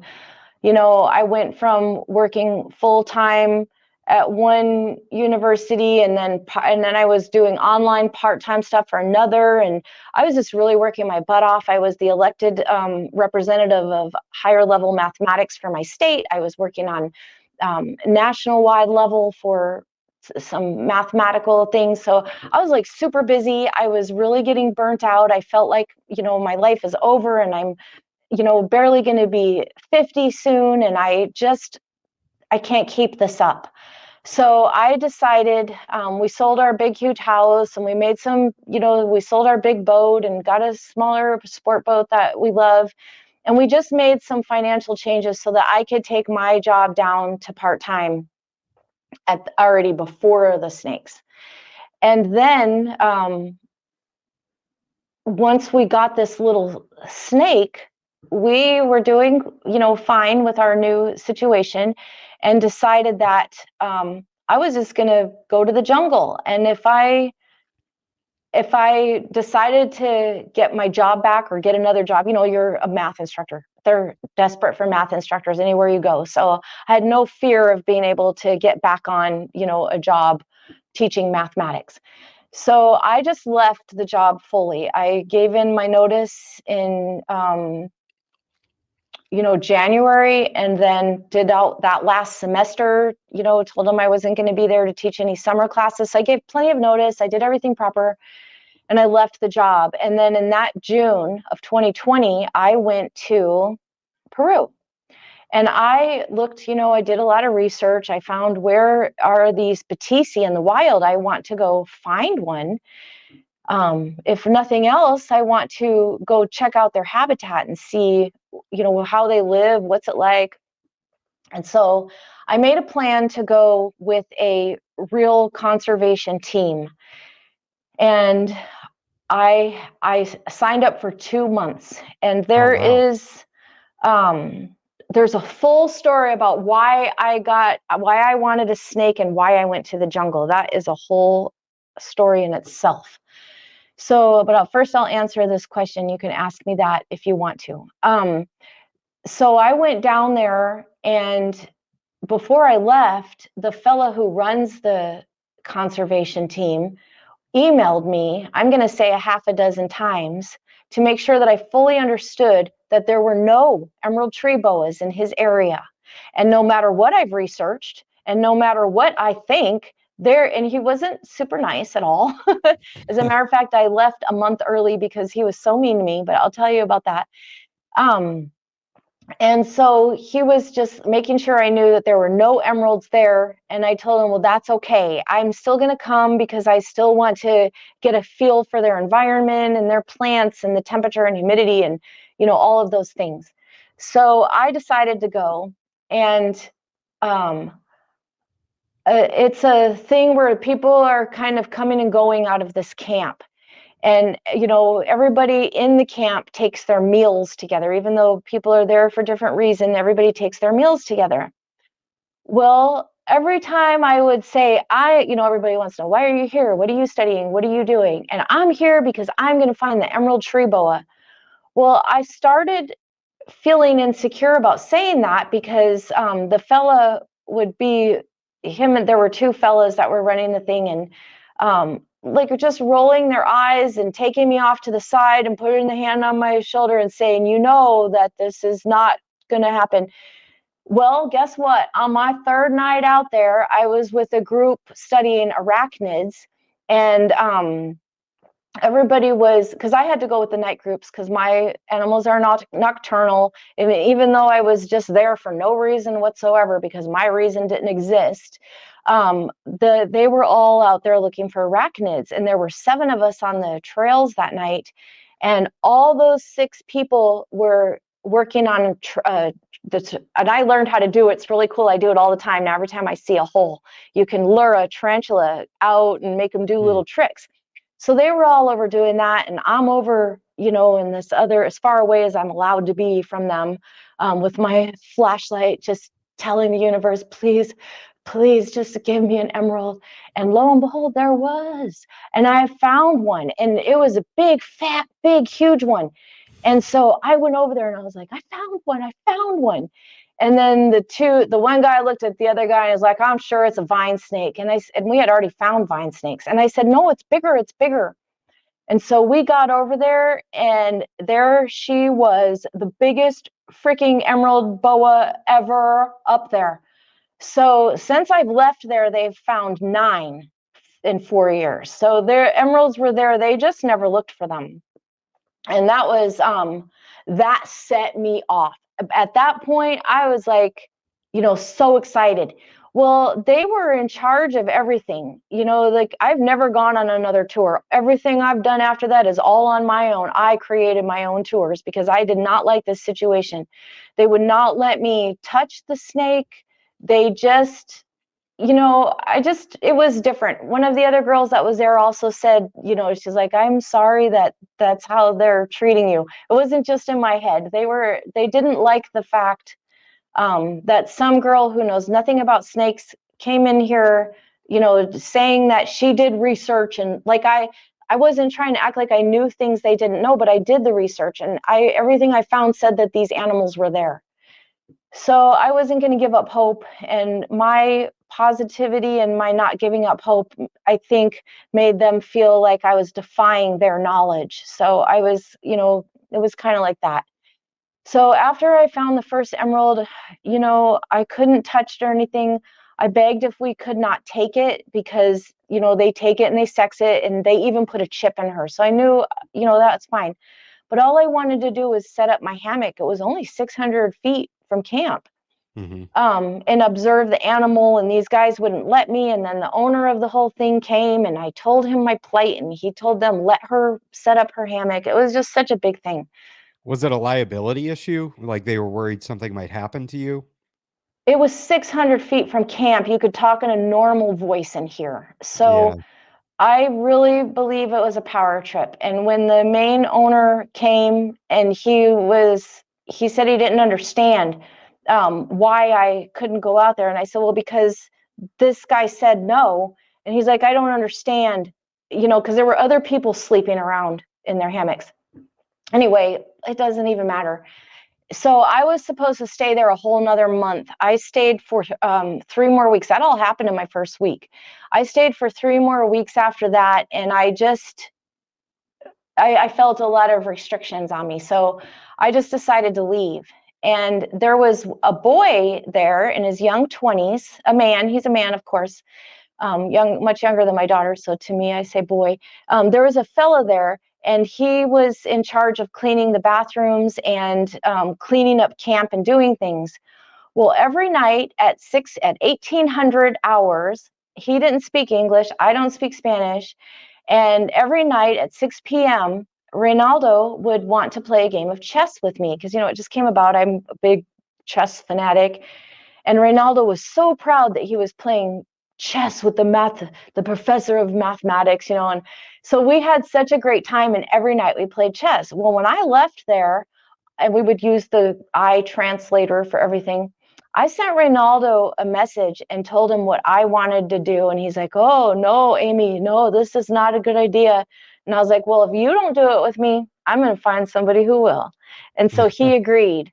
And we did it twice. And what we did was I wanted to go down to the Amazon River to where Brazil, Peru, and Colombia meet together at the three frontiers. And I wanted to go search for the Batisi in that area with no plan because you can't set up a hotel on the internet or do anything. You can't even buy a boat ticket for these kinds of situations. So Reynaldo and I went and spent a month down there just traveling crazy, just showing up at piers. Reynaldo would talk to all the fishermen, show them pictures of the trees we were looking for. We were cutting trails in the forest and then going back at night and walking up. We did crazy stuff. We were just staying in villages with locals. I had some money. So once you have a little bit of money to offer people there, those people would have helped us with no money. Everybody was so nice, but I made sure that everybody was very happy that they helped us. And we did so well with it, but never found an emerald. And so I was dead set on going back. So a month later, I went and did it again. And I took one of my girlfriends with me. And again, we stayed for 3 weeks and we found, or 2 weeks the second time, and we found nothing. So, I've had some big adventures down there. Well, and I'm leaving a lot of details out, just giving you guys the good meat of the stories. Well, I just said that, but I'm thinking of so many amazing things that happened. But so I put out a message on the Emerald page in Facebook and asked, is there anybody out there who knows where I can find wild emeralds? I'm working so hard, and I posted in there that I found that first Batisi and got like 4 likes on it. And I got a really nice message from somebody saying, Amy, don't worry about those guys. They're just jealous. I'm sorry you didn't get any likes on your post. So I did have that nice feedback. And that person is still my good friend and huge. You guys would absolutely know his name. So I did get some encouragement. And so then that post had been up there for probably like 10 days. And I got a message in my inbox, I can do this for you. And I got a message from my friend, I'll say Igor, in Suriname. And he said, I have teams who know where these animals are. Like I said, exportation is legal in Suriname. People ask me how I feel about exportation. I will gladly answer that question. So Igor set me up with a team. I went down there. We found 5 emeralds in 4 days. It was incredible. But I didn't like that going with that team because they're trappers. I was just a guest with a group of trappers who, that's their whole life. Their whole life business is taking animals. Those trappers take, my friend collects emeralds from them, but those trappers have many exporters they sell to. So they were taking birds, you name it. If it didn't go into a bag for an exporter, it went into the cooler for food. So that was really hard for me to swallow. And I stayed strong and I made it through. And then I told Igor that I loved seeing the emeralds. I loved getting to interact with them, but it was really hard on my heart. So Igor said, okay, I have somebody else I can set you up with, and you just tell him you can't take any animals. So, and he actually told me not to pay those guys, that first team, at all. He said that I paid them enough money that they shouldn't have needed to be doing that. So I gave them enough money that I thought, at least, whatever. I didn't give them the full amount that we had agreed on, because Igor was dead set. He's like, that is not what I told them to do. So the next team, we made it more specific instructions that I was going, and these guys were really excited. They're like, well, we've been trapping our whole entire lives. The guys are in their mid-50s. We've been trapping our whole lives since we were teenagers. That's their livelihood. And we want so bad to get into conservation and tourism, and we don't want to do this. So we're super excited to do this trip, and we would love to make something out of it. So I went with those guys, and I've been back with them now 5 times. I take tours up there. We've got, Larry and I have invested in boats and vehicles and camp. I Wow. mean, we have just created an amazing space. If anybody wants to go to Suriname to find emeralds in the wild, hit me up, because my guys love to take people out there. And of course, you get to see sloths and monkeys and anaconda and you name it, whatever's out there. Suriname is the most forested, most beautiful, lush forest of all rainforests on the planet. That's a scientific fact. So you created opportunity for those guys to Yes, really we create that. Now they can do something that they're happy with, they're more comfortable with, and that's something their awesome. hearts are happy with. Yes. Wow. So are they still trapping No. when okay, so they're full board, just taking people out to observe. Well, they can't make a living off that. Actually, at this point, they had actually Tony is okay right now, and he has an income, and Mark's doing mechanics and growing a garden, and they're just doing different things, but they do not trap. They don't believe in trapping anymore. They don't want to have anything. They don't want their name connected with it at all. So they do not have enough business to make a living off tours, but they are, making their money in other ways. That's good. Yes. So when I go with them, I've already told you everything we do down there. We collect as many animals as we can. We interrupt them. We intercept them from the exportation process, and we loose them back out in our excellent spots. We take animals who are hanging loose where anybody could find them. We'll go ahead and take them and put them in our spots that we have. And it's an amazing experience. Now, this is something I do that is crazy. And that is the fact that I can tame a wild northern emerald in 20 minutes or less. I've been bitten one time by a wild emerald, and I've had 25 wild emeralds in my hands, at different times. I've had 5 in my hands at one time, kind of a popular picture that I have out there, a video. I can tame an emerald in minutes. Hmm. And the only time I got bit that first time was because it was my very first time I tried to try my technique that I use on my basins on a wild. And my technique worked beautifully. And I had 2 of them that day. And so when I did the first one, he was fabulous. I was taking him all around camp. One of the elders it's a mining camp, and they were mining trees and gravel out there. And so I took the animal and I was showing everybody, and one of the elders said that I had smoked the animal. So I guess people do things to wild animals and put them in smoke to make them lethargic or whatever. Hmm. And then, my guy Mark, he's like, no, she didn't. No, she didn't. So everybody was super excited. Well, when I went to get the second emerald out, I was too full of myself and confident, because the first one did so well, that I did not give the second one enough of a chance, and he bit me. And that's the only time I've ever been bitten. It was the best. I've only ever had 2 bites. One from my Isis when I'll tell you that story. That was something. And then this one wild one. So that was a good hard bite in a meaty part of my hand. Mm. Emeralds do appear to have like a kind of a fish hook thing, so it's kind of hard for them to get their teeth out. And we got that out, and I let the animal calm down. I put him in some water because they like that with a whole bunch of tree branches. So he was all wound up in the water. And then I took the branch out and I did my technique. And after that, he was fine. And I was carrying 2 emeralds around, and I've literally never even been almost bit by another wild one. Wow. My technique works so good. I know you're going to ask me what that is, and I'll tell you. So all of the emeralds that I've had have all been as mild mannered as my captive bred and born Batisi. All of those wild northern Caninus are just as gentle as my captive born Batisi.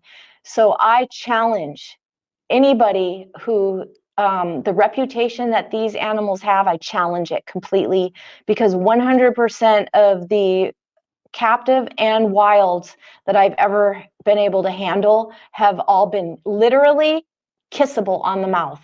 Wow. So I take the wild emeralds, and I'm popular for this in the villages. I take the wild emeralds that I intercept from the middlemen and the hunters.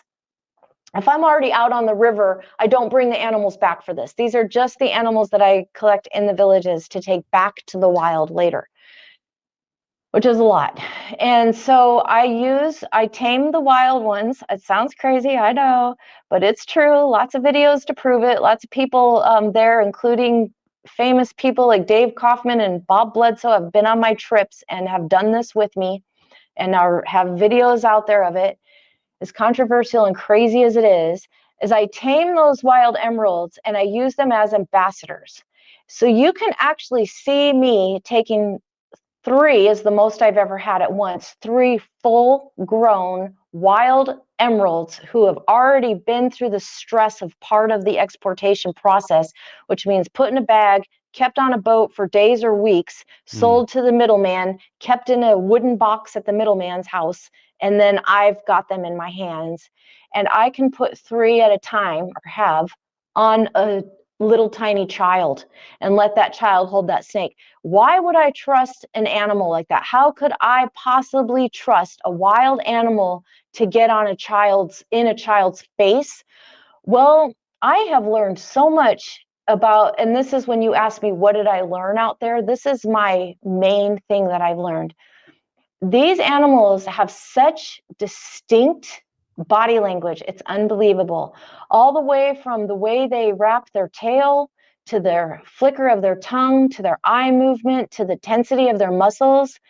And once these animals don't feel threatened, they are extremely relaxed in all those ways that I just mentioned. And when they do tense up, if these animals are going to strike, there are going to be many changes in their body language before that strike even happens. There's going to be a tightening of the tail. The tongue will stop flicking. The eye will concentrate. It won't be moving around in curiosity. All of those things.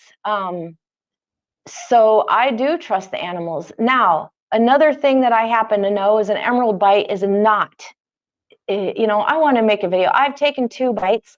My husband got bit once accidentally feeding when he moved a leaf thinking the head was over here. He had a rat in one hand. He got bit. Oh no. My girlfriend Allison got bit when we were the one who went to the 3 Frontiers with me, also has been to Suriname with me. She took a bite. So I have bites on video. The blood comes in little dots at the tip, even from the deepest, hardest bite, but never drips. I just wipe it off with rubbing alcohol and put some super glue on it. And in 3 days, you can't even remember where you got bit. So even if a child did get bit by one of these emeralds, I'd rather have my own child bit in the face by an emerald than scratched on the hand by a kitten, because kittens are filthy and can cause lifelong illnesses, and the scratches always get red and, some infection. But with these snakes, the teeth go in, they come out. and there's nothing to be said of it in a few days. So even though, even if I did misread a body language or something terrible happened and a snake bit a child, I just don't feel like that's going to be the emergency that anybody might think. So I do trust the wild snakes. I've been doing it now, using the wild snakes as ambassadors, maybe about 4 sessions. Hmm. And so far, everything's gone well. If we ever do have a situation where someone gets bit, then we'll deal with it at that time. But I feel like it's really worth it because these villagers are falling in love with these animals. It's no different over there than it is here. If you're not a trapper, if you don't feel comfortable putting the snake in a bag, it's going to get a shovel just exactly like any of these people here in Arkansas or all around our country. People Sure. think the only good snake is a dead snake. And that's the mindset over there too. So it's either in a bag or dead. So when I'm using these animals as ambassadors, oh my gosh, you guys can see videos of children and grown men. One fella, Kenny, he's in his 60s. He's been a trapper his entire life. Or no, Kenny's not in his 60s. The other fella was, but they're the same situation. Been trappers their entire lives and never actually held an emerald besides to put the bag over the head and grab it and get it in the bag. Hmm. And both of those guys were carrying those emeralds around. I couldn't even get them away from them to let the children hold them because they were so in love. Everybody wanted a pet emerald. If these folks started keeping these animals as pets and possibly breeding them, maybe then we can keep the animals in the wild. Yeah. And women, oh my gosh, it's unbelievable how the women are like, no, no, no. And then next thing you know, they're like, oh, Amy, he's so beautiful. Look at his eyes. Oh, he gives me a kiss. So I just positively love using the wild animals as ambassadors. And it actually seems that the animals like it too. They're very Hmm. curious.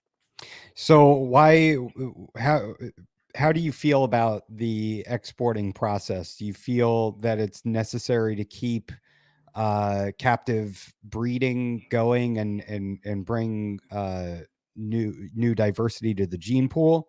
Or do you feel that what we have is good now, and we should focus on captive breeding efforts and just keep the wild ones wild?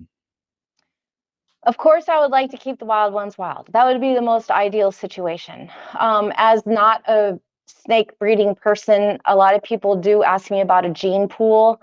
I'm sure that we do have a lot of inbreeding going on in the Batisi community, probably not as much in the Caninas community because of the legal exportation over the decades. Hmm. So as far as a gene pool goes, I'm not really your guy for that. But I can tell you my view on exportation as an experienced jungle explorer is that, first of all, the reason I would be against exportation is because in many cases it's sad. The animals are captured by hunters and fishermen who are out there. Even the mining camps don't have any rules against taking animals. If you find them, you can bag them up. Well, you might be out at that mining camp for a month or 2 or 3 months. Some of those hunters, they're usually out there for 10 days minimum, but they could be out there also for a month. And whatever snakes they collect are put into bags and just kept until the people can get back to the village and sell the snake to the middleman. The middlemen are very often scared of the snakes, and Mm, they'll just have well, not very often. I'm going to say, the middlemen are not messing with the snakes. They're not doing anything to assure that the snakes are happy at all. They're just storing them for the exporter to come and get them. sure. So in many cases, the arboreal may not even have a, one little perch in there. And, and so I've been showing them, you can just break a whole big branch off a non-sappy tree, put it in there and just let the snake at least have that and spray it every once in a while. But I mean, the first time I met one of my middlemen, he asked me if I could give the snakes water. So he didn't even feel comfortable opening the cage to put water in there. So Wow. that's the extreme of the example.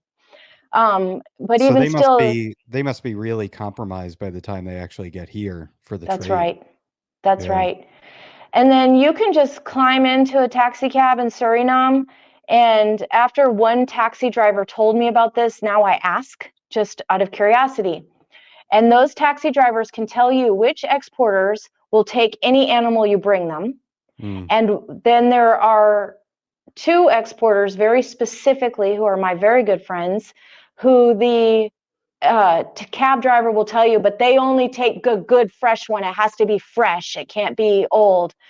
So not all exporters are created equal. An exporter can send to Miami a shipment of hundreds of emeralds with no quarantine process, no checking the animal for anything.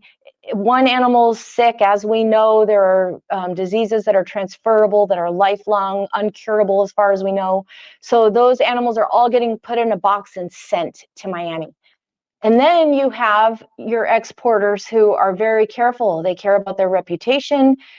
They will only take a good fresh animal. They quarantine the animal. They have beautiful facilities that they care for the animals with big spray stuff and food sources that they raise. I mean, it's just unbelievable.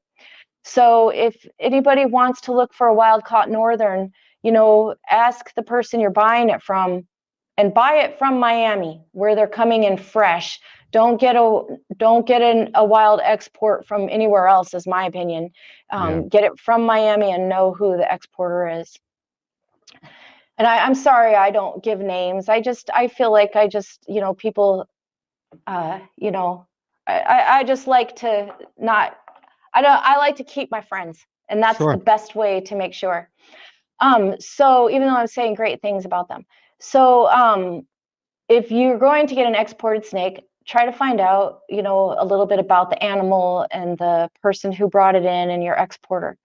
So, and if you have any personal questions about that, I'm glad to answer personal questions. People can ask me on, any social media, send me a message. So the exportation, let's get back there. So that's the process that these animals have to go through to come from a tree in the rainforest to your house. And we still didn't even talk about once they get to the exporter, they're shipped to Miami, and then they're distributed to the different people who sell them. And there is just so much stress done to this animal. That is why I would be against exportation, is because of that. Now, as far as another opinion I have on exportation or my experience, the areas where those animals are, there are some areas where we've literally had to go to another area because we don't even want to touch the emeralds because they're so sickly looking as a Mm. group and whole. Wow. And when, those mining camps come in, they'll destroy one whole entire part of the forest. And if you can get to a mining camp that just started, then you can find a lot of emeralds because they're destroying their habitat. So the animals are moving and, they're moving closer to the river. So now you can, see what the destruction is moving the animals. Well, those mining camps are just going to keep moving. And so pretty soon where those animals are moving, there is no more space for them to go to if they're heading toward the river, which is typically where they're going to go. So their habitat is being destroyed. They are, Do you happen to know what they're mining for? Just yes, total. Okay. all kinds of stuff, depending on where you are. The most typical mining is lumber Okay. done by China. There are tons of companies owned by China out there mining Suriname. That's sad. Gravel, huge gravel mining camps. And then also gold. They have Mm. gold. I've never actually seen a gold mining camp, but I know they're out there. And sometimes it's hard for me to remember because I've been so many different places, but I also think that Suriname is mined for diamonds. Mm. So there's a lot of mining, but the diamonds and the gold, that's like a little thing. Like I said, I've never even seen those, but the mining camps for the lumber and the gravel are unbelievable. Yeah, I can't imagine. So their habitats being destroyed. There are areas where there's illness going on. We have found all kinds of injured emeralds. One was on his way out the door. We just left him because there's nothing we could do for him, who had been attacked by monkeys. You know, that's just a natural thing. Another one who was fine but had deep, big scars, which we think was from the harpy eagle, because that's the big Mm. one out there. And the scars are so big and deep, but the animal, it was clearly very old. Um, just different little things. So the animals are not in tip top shape just because they're in the wild. Now, me personally, I'd rather be scratched and banged up and live wild than be put in a cage, especially the way most of these emerald keepers keep their animals in small little things with a single perch, which I wish I could change that world and they could all have a vine system. Now, and which brings me back to another part. So there's my exportation answer. I think that their habitats being destroyed, I wouldn't mind seeing these animals brought out of those habitats if they could get good homes and it could be done properly. I have no problem with taking them if that were going to be the case, because I think in many cases the animal, like for example, I feel like if I took an animal from the wild, he would live in a lush, spoiled world and it would be okay. But if you're going to put him in a tub with a PVC pipe, then no, let them die in the wild. Mm. So it's really hard to give that answer. That's my answer. So here's another answer to an earlier question: was what have I learned from being out there in the wild? Vine systems. If we find a group of trees out there, we don't even look in the trees. We are specifically looking for vine systems. These animals love an entire vine system, and you guys can look at my animals at any time. They do perch the typical cinnamon roll way often during the day, but you'll often see them using multiple levels. At night, they use multiple levels. They slither in and out of all of the vines. I would just love to see people use entire vine systems. Even if all you have to keep your baby in is a tub, you could at least, I make some really cool soaker hose vines. I just use 1/4 inch and 1/2 inch soaker hose, thread it through with copper wire and bend it up and twist it, and the animals positively love it. Mm. So they're in natural vines, like I said, pressure wash and shellac.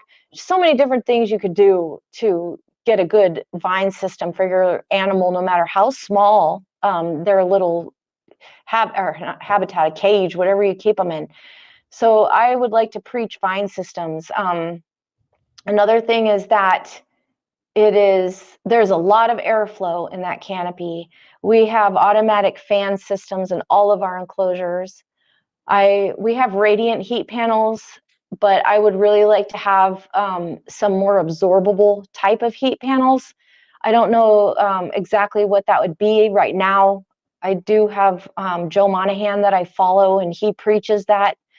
So if What do you mean by absorbable? I knew you were going to ask me Is that. that like I mean, so in my mind, the way I'm interpreting that is that it's like the wavelength is going deeper into the tissue. Is that like what you Yes, mean? Okay. Okay. like So I different use wavelengths. radiant heat panels, and Joe Monahan, if I could just remember, he uses the kind with the longer wavelengths that the animals can absorb. And I wish I could remember. I could look it up, but it would take me some time. I use deep heat projectors, and I think that they're supposed to it's supposed to penetrate more into the muscle and really warm through the entire body. It's similar wavelengths to what the sun gives off. And yeah, I've noticed my Argentine boa, especially, she loves to bask under that. Mm. And so yeah, she gets under that, and she has UV as well, and she seems to really like that setup. Well, maybe you can send me a link and I can start off with one. And if something happens with this mating, I can give that one to my girl. Yeah, I think it would definitely be worth looking into. They're pretty cool. Mm-hmm. We've been Absolutely. talking about it. We said, this is a huge investment, what we have in this room. Oh my god, I can't And imagine. I mean, I can't even sit here and count the heat panels because some of them have more than one. And Yeah. um, so, but yes, we would absolutely positively go that direction had we known. So in the future, when we invest in more equipment, that will be one of them. So if anybody wants to buy radiant heat panels, I In may the be Arkansas selling a area. million of them. That's funny. So the heat, I would like to do that. Another thing I learned out there is the airflow. So we have the fans, um, and then of course you can see I talked about how much water I use in here. There is so much water out there. Even during the dry season, it rains so much more than we imagine. So I do try to provide my animals with as much water as possible. But the vine systems is my biggest preach. If I could change the world of emerald keeping, it would be to give these animals vine systems. Yeah, it seems like a big thing Ron St. Pierre uses. He is always harvesting vines from his property and rolling them into giant balls and things like that, and then kind of putting them in the cages. So they're getting enrichment. Their environment's always changing because he's changing them out, and they're getting the benefit of all different size branches too to perch on, which is another thing that he preaches. Yes. I never heard of Ron St. Pierre until, I'll tell you, have you heard of his Not a Chondro emerald? No. Oh, okay. Ron St. Pierre has a famous Caninus, a northern emerald, and that emerald is a digital, kind of reminds me of the old BDUs from Desert Storm and stuff. It's like a digital looking print. I don't Yeah. know if you guys even know BDUs digital. It's all Army stuff. So it's like a digital print on him with tons and tons and tons of yellow.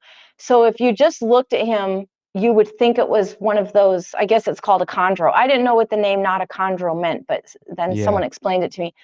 So he named him that because he looks like a python, like one of those green tree pythons, because they have all different kinds of patterns. Yeah. Well, this animal got famous because he's so unique. It's like there have only been ever 5 seen in the whole entire planet that are known of. Wow. And all came from the same exporter in Suriname. And you think he's going to tell anybody where those animals are coming from? No. So I don't get to go find those. So anyway, that exporter is a very good friend of mine who always, when I go to his house, his name is Bart Henson. And Bart always has a Bart's only. That's what he always says. Amy, this is a Bart's only. And he always shows me something that nobody's ever seen before. So he's shown me some pretty cool stuff. But Yeah. my interest lies in the emeralds. And so he brings me this emerald one day, and I was like, out of my mind. My mind was blown. I'd never even imagined that such an emerald existed. And so I got to hold him. Bart doesn't hold his animals like that, but well, I can't say he does. He's taken a lot of pictures with these guys, but I like to rub them and hold them and spend some time with them.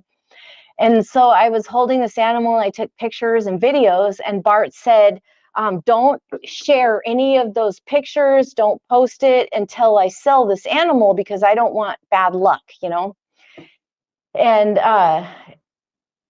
so I didn't. And then like a year later, Bart tells me that he sold the animal, and it's Ron St. Pierre who got the animal. So I got to start posting about it, and it was really cool. And that's how I got to know Ron. And I've got to meet him. I just started going to Reptile Expos this year. So I got to meet him, and we are so on the same page. Yeah. And I never heard of Tom Crutchfield before. And then Tom sent me this big long message telling me that I was what he believes in, that I was the next generation, and keep it up. And he was like so nice to me. So That's I great. went to Tom's house and visited him and got to work with some of his animals. It was just incredible. I've had, like you ask if I've had some positive, yes. Oh golly, the people who are giving me positivity are the ones who I would be so sad if they gave me mean stuff like all those other Yeah. guys. Not all of them, but many of them. Yeah. Well, that's so great. I'm happy to hear that, and Thank I'm glad you. that you're connecting with good people like that. That's so Thank awesome. you. Well, Amy, it's been awesome talking to you and learning about your experiences and yeah, you've had some wild ones, and I hope you have some really good positive ones going forward. Yes, before we head out, I'll just tell you that I am going to Northeast Brazil in November. A lot of people don't know, but the wild Batisi does not have a stripe. It is very, very rare to find a wild Batisi with a stripe. Mm, And there are a couple locations where you might find a stripe with no crossbars, but our Batisi that we have in the country that have been bred over the decades with the stripe and the crossbars is very, very rare to find. But there are two little islands over in northeast Brazil where these animals, if you find a Batisi, it has that stripe. So it took me years to get the contacts and everything I needed for this trip, and I am so super stoked. The most exciting trip ever for me. I can't wait. wow. And how many trips will that be now? 11. Wow. Within 4 years, you said? Yep. That's so awesome. I've been And busy. now I'm sorry, did I got the timeline a little, I don't have it totally straightened out. Did you go down there first and then start keeping, or did it go the other way around? Did you start keeping and then decide to take the travel down there? We got the animal first before I went to the jungle, but Okay. I feel that I was called to go to the jungle, and that's another story which I can be happy to answer. You can include it or not if you want to. Sure. Yeah. Okay. So, how I got into keeping these emeralds and back into snakes after almost 30 years of not having a snake at all is that um, I I belong to a group of people, and we explore subconscious and different things through ayahuasca. I Oh, do okay. not. I do not go to South America. I've never done a ceremony in South America. I do my ceremonies in Tucson. It's all legal. I'm completely legal, everything I'm talking about. So I went with my family. We do this together, and we did a journey. And before we do an ayahuasca journey, it's a very long process. We do weeks of no social media, just all meditation and cleansing the body of impurities, setting intentions, making journals of what we intend to experience during our journey. It's a big long process, and it's very well put together, and we are very strict about how we do it. Well, I had my full intentions for this journey. My journal and my fasting and everything that I had done was all right on. And I went to the journey, and I had an experience completely outside of what I had prepared for. Um, and I won't go into the details of the journey, but it was quite amazing. And during the journey, I was called in, and I have a picture that you can see on all my shirts and things my daughter made for me. I was called into the forest. I am not a camper. I hadn't been camping since I was in my early 20s. I took my kid for some fun. And I'm a girl who, when my husband and I take a trip somewhere, we get a Verbo or an Airbnb, and I have my own bedroom and bathroom. And, it's like I'm not the kind of girl who goes out into the woods and camps. So I had this whole thing where I was being called into the jungle. I'd never been to the jungle before.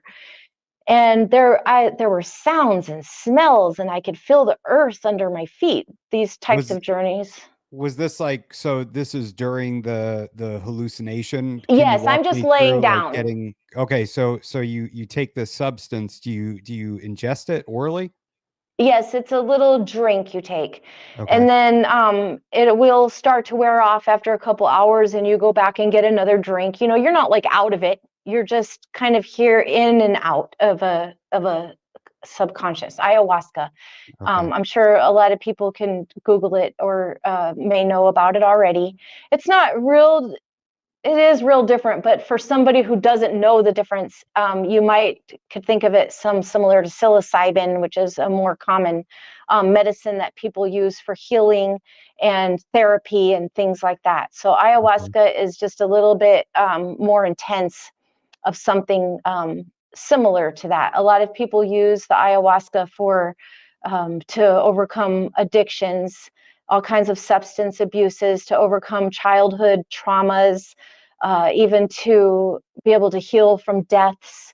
It's just it's a medicine, and it's been used in South America forever and ever, and a very highly respected medicine in South America.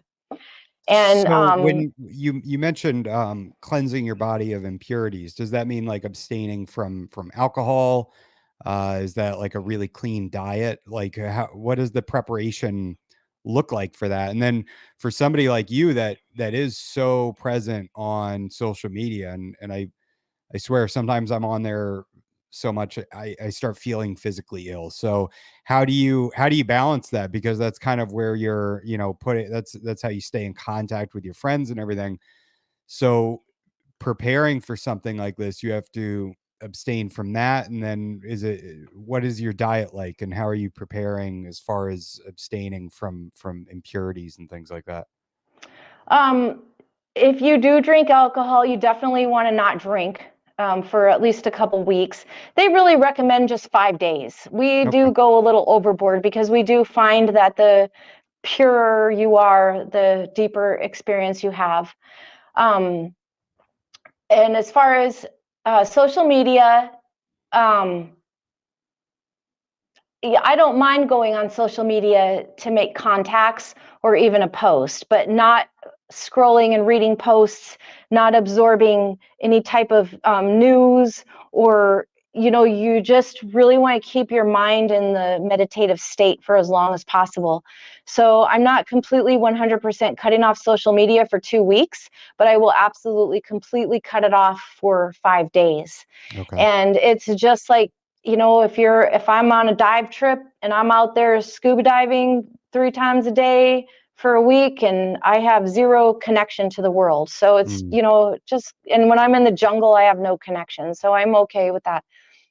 As far as the diet goes, fortunately, I already have a really good eating. The way I eat is really healthy, but definitely any type of inflammatory foods, such as nightshades, sugars, breads, things like that, definitely cut that out. Meat is perfectly fine if it is not full of hormones and herbicides and pesticides, which is what you would buy at the store. But mm, there are always local markets where you can get good pure meat. You know, just like really being really conscious of what's inside of you. yeah. So, Sorry, I you know, derailed you. So that kind of leads up to that, and then so you drink this, and are you wearing an eye shield, and who's walking you through this process? Are you laying down? yes. During an ayahuasca ceremony, you usually have multiple shamans, which is a guide, and those shamans distribute the medicine, as well as there are always a handful of musicians who play live music, such as crystal bowls, rattles, different little natural instruments that you would find in a South American tribal situation. Um, and the music is being played through the night with chanting and love, you know, I'm not going to say this word right. Can you help me? uh Canotation. yeah, that sounds good. Okay. Either way, you guys know what I'm trying to say. So yes, just like messages of love within chanting, and very nice, serene music. And then the shaman, you know, gives a message of love beforehand, you know, like what you would find maybe at a church. And it's actually a church. You do actually have to be a member of the church to legally partake in the ceremony. Okay. And and then we do peyote. Also, we belong to the peyote church. But anyway, the ayahuasca, you have a group of people, a small group of people. Everybody's has a cot and a mat. It always goes at night, usually starts around 8 p.m., and people start taking the medicine around 11. So you have from like 8 to 11 where everybody's talking, and we get a message and some music, and people are meditating. And then around 11, the shaman will open the ceremony. And that's when you go up there and you get your first drink. Everybody has to wait 1 hour after your first drink. And then after that, you can come freely and take as much as you want to. It is not the kind of thing where people are like, oh yeah, party, I drink as much as I want. It is not like Mm. that. This medicine is extremely interactive with your mind and your physical being. Mm. There is a lot of purging, all kinds of different ways through laughter, crying, um, you know, trying to think of a nice word for vomiting, but I can't think of one. So all, Regurgitation. yes, regurgitation. So there is all types of purging during this ceremony. And Wow. when you purge, it's like your heart is so grateful. And when you hear other people purge, you're like, oh, thank you, thank you. It's really hard to imagine if you're not there. So everybody's laying down, and you just, you can hum or you can do different things. And, it starts off like a psychedelic experience where you might see shapes of, like, the music will create shapes. Like, you guys can kind of think of the movie Fantasia actually happens inside of your head naturally because Mm. of our waves and our neurological system. And so when you do, just similar to psilocybin, which a lot of more people know about, your neurons connect more than they are typically connected. So you do see things. You are never at any point like you are, say, if you drank alcohol. There's every memory that you have with this medicine is realer than real.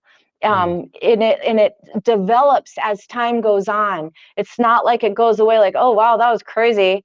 It keeps developing. Your brain actually made connections during that time, not lost connections. So you start to realize, like, oh wow, that's what that meant. Or holy cow, look how what I saw during my journey is connected to what's going on in my life right now. The reason people do this medicine, which is the same as psilocybin, and please understand, I'm not talking about any of these natural plant medicines as party drugs. I use these medicines in a completely different way. They are medicines and mind expanding. The number one thing is brought into perspective. You Mm. get a much broadened, like, you realize that's why it's so good for healing, because you realize during these journeys that we are just little itty bitty little tiny things in this big humongous universe. And you might think about that now and you're like, yeah, I know that, but it's different because you actually experience how small we are, or what we do. It's a general thing. And there are common visions that people have throughout of different animals. Snakes are a huge one. The dragon lizard, dragons. There are some common themes throughout people's experiences with these. In this particular case, I had a dragon lizard luring me into the jungle. And so I went in to find the dragon lizard, and she kept, like, poking behind a tree, scaring me. And I'm, laying there in my ayahuasca journey. I'd go, and Yeah. then start laughing real hard because I would realize it was a joke.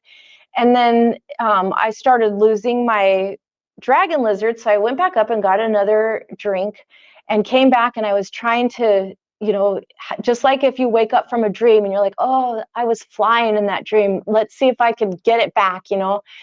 And so I was trying to get that dream back or get that vision back, journey. And all of a sudden I realized I can't find the dragon lizard because I am the dragon lizard. So, Mm. it is crazy like that. It sounds crazy.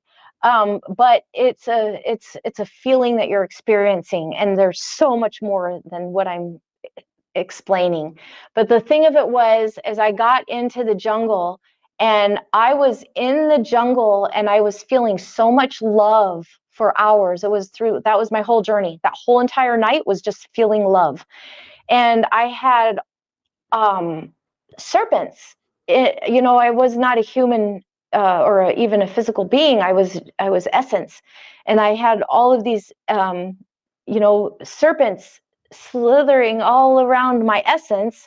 And the whole while I'm experiencing the forest through these animals, and I could smell the jungle, I could feel it and hear it. I could walk and I could feel the earth under my feet. So when I came out, the next day we debrief on everything, and everybody talks about their experience. Well, I am extremely social. I am an extrovert to an extreme. Put me in a group of people and I'm in trouble in a second. I can't stop. I just love interacting with people. So I listened to everybody else's journey and barely shared about mine because I didn't want to monopolize. So I was just listening and listening the whole time everybody's talking. I'm just thinking about my amazing experience. Well, I went home and it was like a month later, and I'm still not anything like a leftover trip or anything, but it was just, I would still feel those feelings of the jungle. Yeah. And I just felt really called to go to the jungle.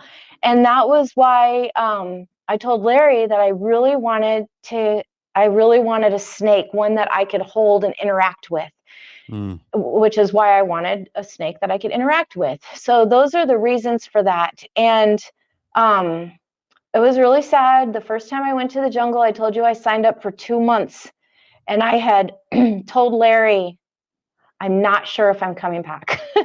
Yeah. And Larry and I are so in love. We have such a beautiful life. We are just perfect together. But I felt such a draw to the jungle. It was just so crazy how I felt. Like my whole life felt so empty, and I just needed to be in that jungle. And then there I went and found that emerald after I was told over and over and over that I would never. So that really made me encouraged that, wow, this is how it's supposed to be. And when I was in the jungle, I felt overwhelmed with connection to everything. So as you can see, in 4 years, I'm getting ready to go on my 11th trip to the jungle. I've made a huge life out of it. I've brought the jungle to my house. So it's not typical to go that deep into a journey that you bring the journey out and create a whole life out of it. Usually does not happen that intensely, but that's what happened to me. And you're still with Larry. Yes, and I came home. But it seems like you've just made the jungle part of your house. So Yes. that's wild. Well, Amy, Thanks for letting me share all that. I oh usually yeah. am insecure about sharing that, so that was nice. Yeah, that's a wild story, and I appreciate you sharing it. Thank you so much for having me here today. I so enjoyed chatting with you. I always tell everybody, show and tell is just as fun when you're 51 as it was when you were 5. So I Sure. always love the opportunity to share. Thank you. Absolutely. Thank you, Amy. I really appreciate you coming on and sharing your story with us. Thank you.